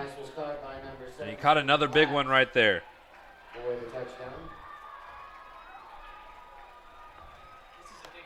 And a crucial point after. We're going to have a timeout on the play. Well, and it's timeout by Covenant Christian. Bill, how about that? Here's the replay. Or not. What'd you think of that? Look at Trey Flatt in the flat. Yeah, Trey was lined up on the left side, I believe, and he just ran his route and was able to be wide. He wasn't wide open. He had a defender in the area, but, Frazier threw it. Here comes our replay right now. There he is. No, he was lined up on the right side. Ethan Bishop was the defender. What they did was right before the timeout, Trey was going to line up on the left side. Then they called the timeout, set him on the right side. That was their strong side on the offensive play, and Flat just ran that little route there, and Fraser was able to connect with him. So we'll try this extra point once again. A big extra point. Yeah, because you've got 2:11 to go. If he makes it here, it's a 3-point gain. And we know how good Asher King is, the field goal kicker for Heritage. Cam Holsapple, he missed a field goal at the end of the first half. Can redeem himself here. It's down. It's blocked. Oh, it's no good.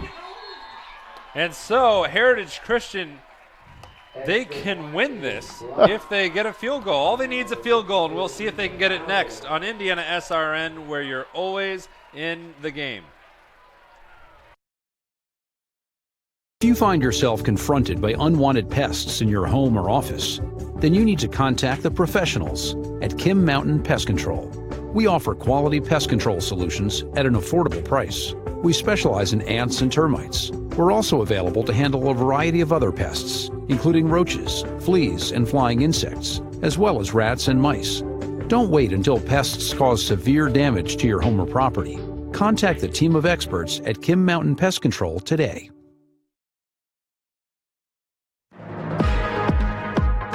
Thanks to Rick McIntyre and McIntyre Imaging for their support of Christian radio and sports. Their service is capturing moments in time and images that provide a record of the celebrations, blessings, and gifts the Lord has given. McIntyre Imaging Products gives their clients a snapshot of life for family and future generations. You may reach Rick and his staff at McIntyre Imaging at www.mcintyreimaging.com. Welcome back, everyone, and we've got an interesting end to this game set up. Covenant Christian just scored, and Bill, how'd they do it? They did it on 10-play drive. A TD pass to Fraser to Flat. The extra point was no good. They started that drive on their own 29-yard line at the 7:31 mark, and we got 2:11 to go in this one. This fair catch called for, and that's a penalty, I believe. No, he's way. Number 16, Schwummer, fields the kick. He thought he waved, but here the referee didn't believe it did, and they're going to chat. So this will be interesting, but what this does set up is a very exciting conclusion to the game. All Heritage Christian needs, Bill, is a field goal. Field goal. Right. And they've got one of the better field goal kickers in the state, in Asher King. Asher King's already hit one for 43 yards. And they're gonna leave it where it is. So Heritage Christian will start on the 19-yard line. 2 minutes to go in the ball game. 81 yards to go. First and 10 on the 19 for the Eagles. And we wait. We got a whistle. So the back judge and the side judge, oh, yep, changing the football. The old switcheroo there. Classic. Switching on the football. Well, yes, because the one was Covenant Christian's ball. So here we are. Buckle in, Bill. First and 10. Thomas Johnston in motion. Asbell looking out, and we'll check it down to Aiden Craig, and he's smacked out of bounds. Oh, now there's a penalty flag, and I think it's going to be against Heritage because he shoved. Kyle Berry was the tackler. You see the little kids' reactions. They seem very disappointed. Personal foul against Heritage Christian. So you were right. You got to keep your emotions in check there, fellas. So this is going to make it much tougher for them. Although the passing attack, we've seen moments, they can make this up quickly. $1:54 left in the game. The ball will be marked on the 11. The Covenant Christian crowd to our left on this side of the field where Heritage Christian is. Cheering on their Warriors, but wait. Got to get the side judge in, got to get him in position. First down and 17. So here we go. 1st and 17 for the Eagles. Johnston in motion. Asbell looking for a screen. Johnson there. Thomas Johnson. And will just usher himself out of bounds close to the 25. Mark it at the 24. And they got a lot of that back. A minute 46 to go. 2nd and much more manageable. 2nd and 6 is what we're saying. That's Johnson checking out. Zach Slomer, the freshman, checks in. Harrison Eckel will be wide to the bottom, joined by Aiden Craig in the slot. Asbell in the gun. 1:46 to go. Looking down the sideline, but he missed him by a smidge. 3rd and 6 upcoming. High pass. The receiver wasn't able to bring it in. 1:42 left in the game. They don't need a touchdown. They do need this first down. You look across the road here from the field, you got fans parked along the side of the road trying to get a glimpse or hear what's going on here at Heritage Christian. And it's 4th down and 6.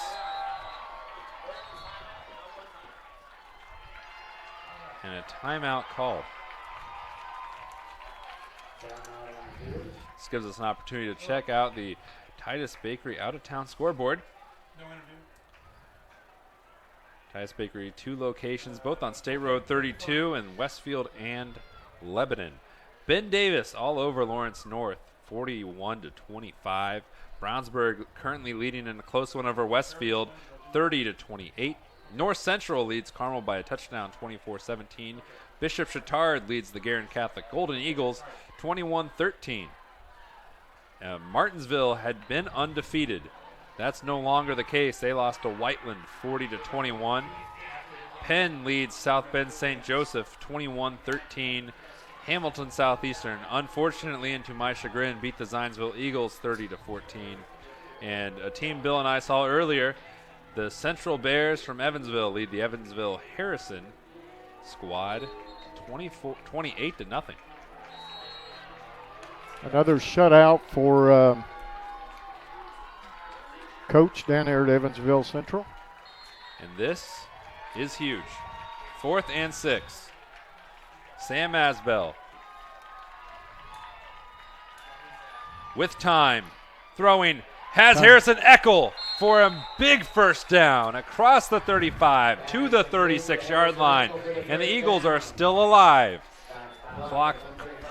The clock will It does start freeze at 1:35, and now it's running. Now it's going.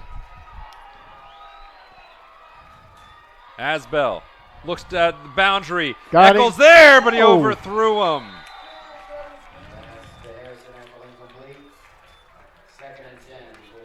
So 2nd and 10.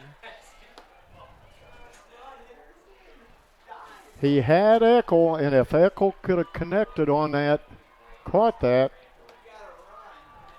would have been a touchdown for the Eagles. So 2nd and 10 for Heritage Christian.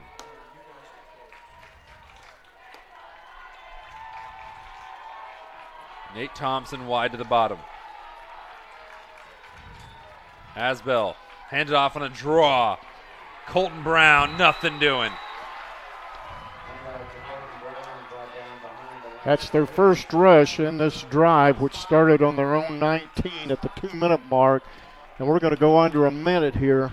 Very quickly. 3rd and 10. Living dangerously, but still alive. Asbell looking for Eckel, and he almost reeled it in with one hand. But it's 4th and 10.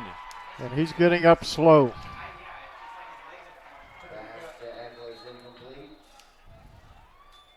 He's up and he wants to shake off the training staff. But they're coming out, so now they've got to bring him out for one play. Oh my! This is you needed that guy. Play. You needed that young man in there. 4th and 11. So 4th and 11. Checking in Ethan Bishop.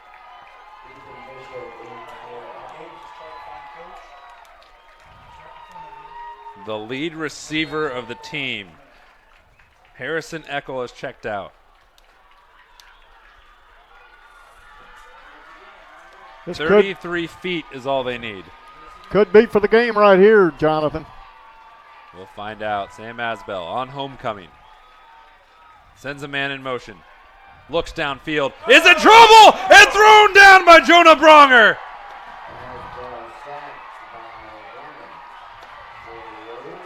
And what an emphatic way for this one to end, if it should end this way.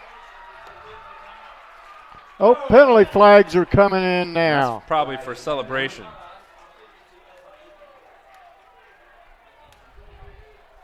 But Jonah Bronger, 4 sacks on the year. Got a huge one there. Penalty against the Eagles. 45 seconds left. And Bill, you got to block them. You got to block their best pass rusher. Another 15 yards against the Eagles. Yeah, yep, penalty going to be against Heritage.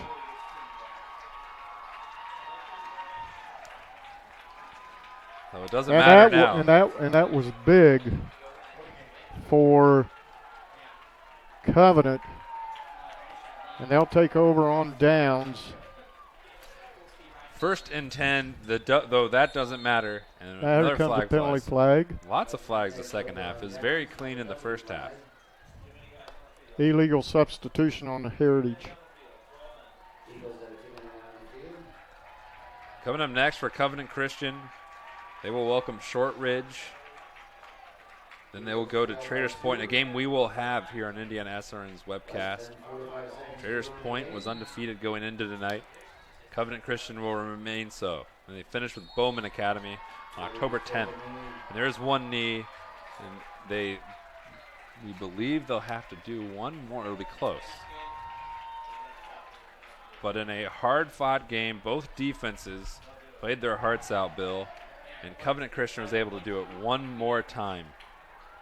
Good This defensive battle between both.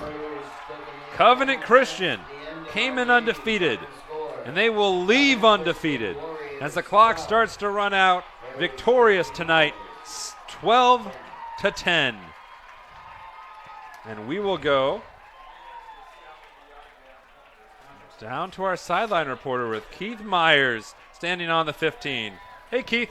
What a game, guys. What a game down here. 12-10 final score. Covenant Christian over Heritage Christian. Both teams played very, very well. What a defensive battle. What a game for both of these games, and what a pleasure to work this game on the sidelines. Good job up there, guys, in the booth. Back to you. Final score, Covenant Christian 12, Heritage 10.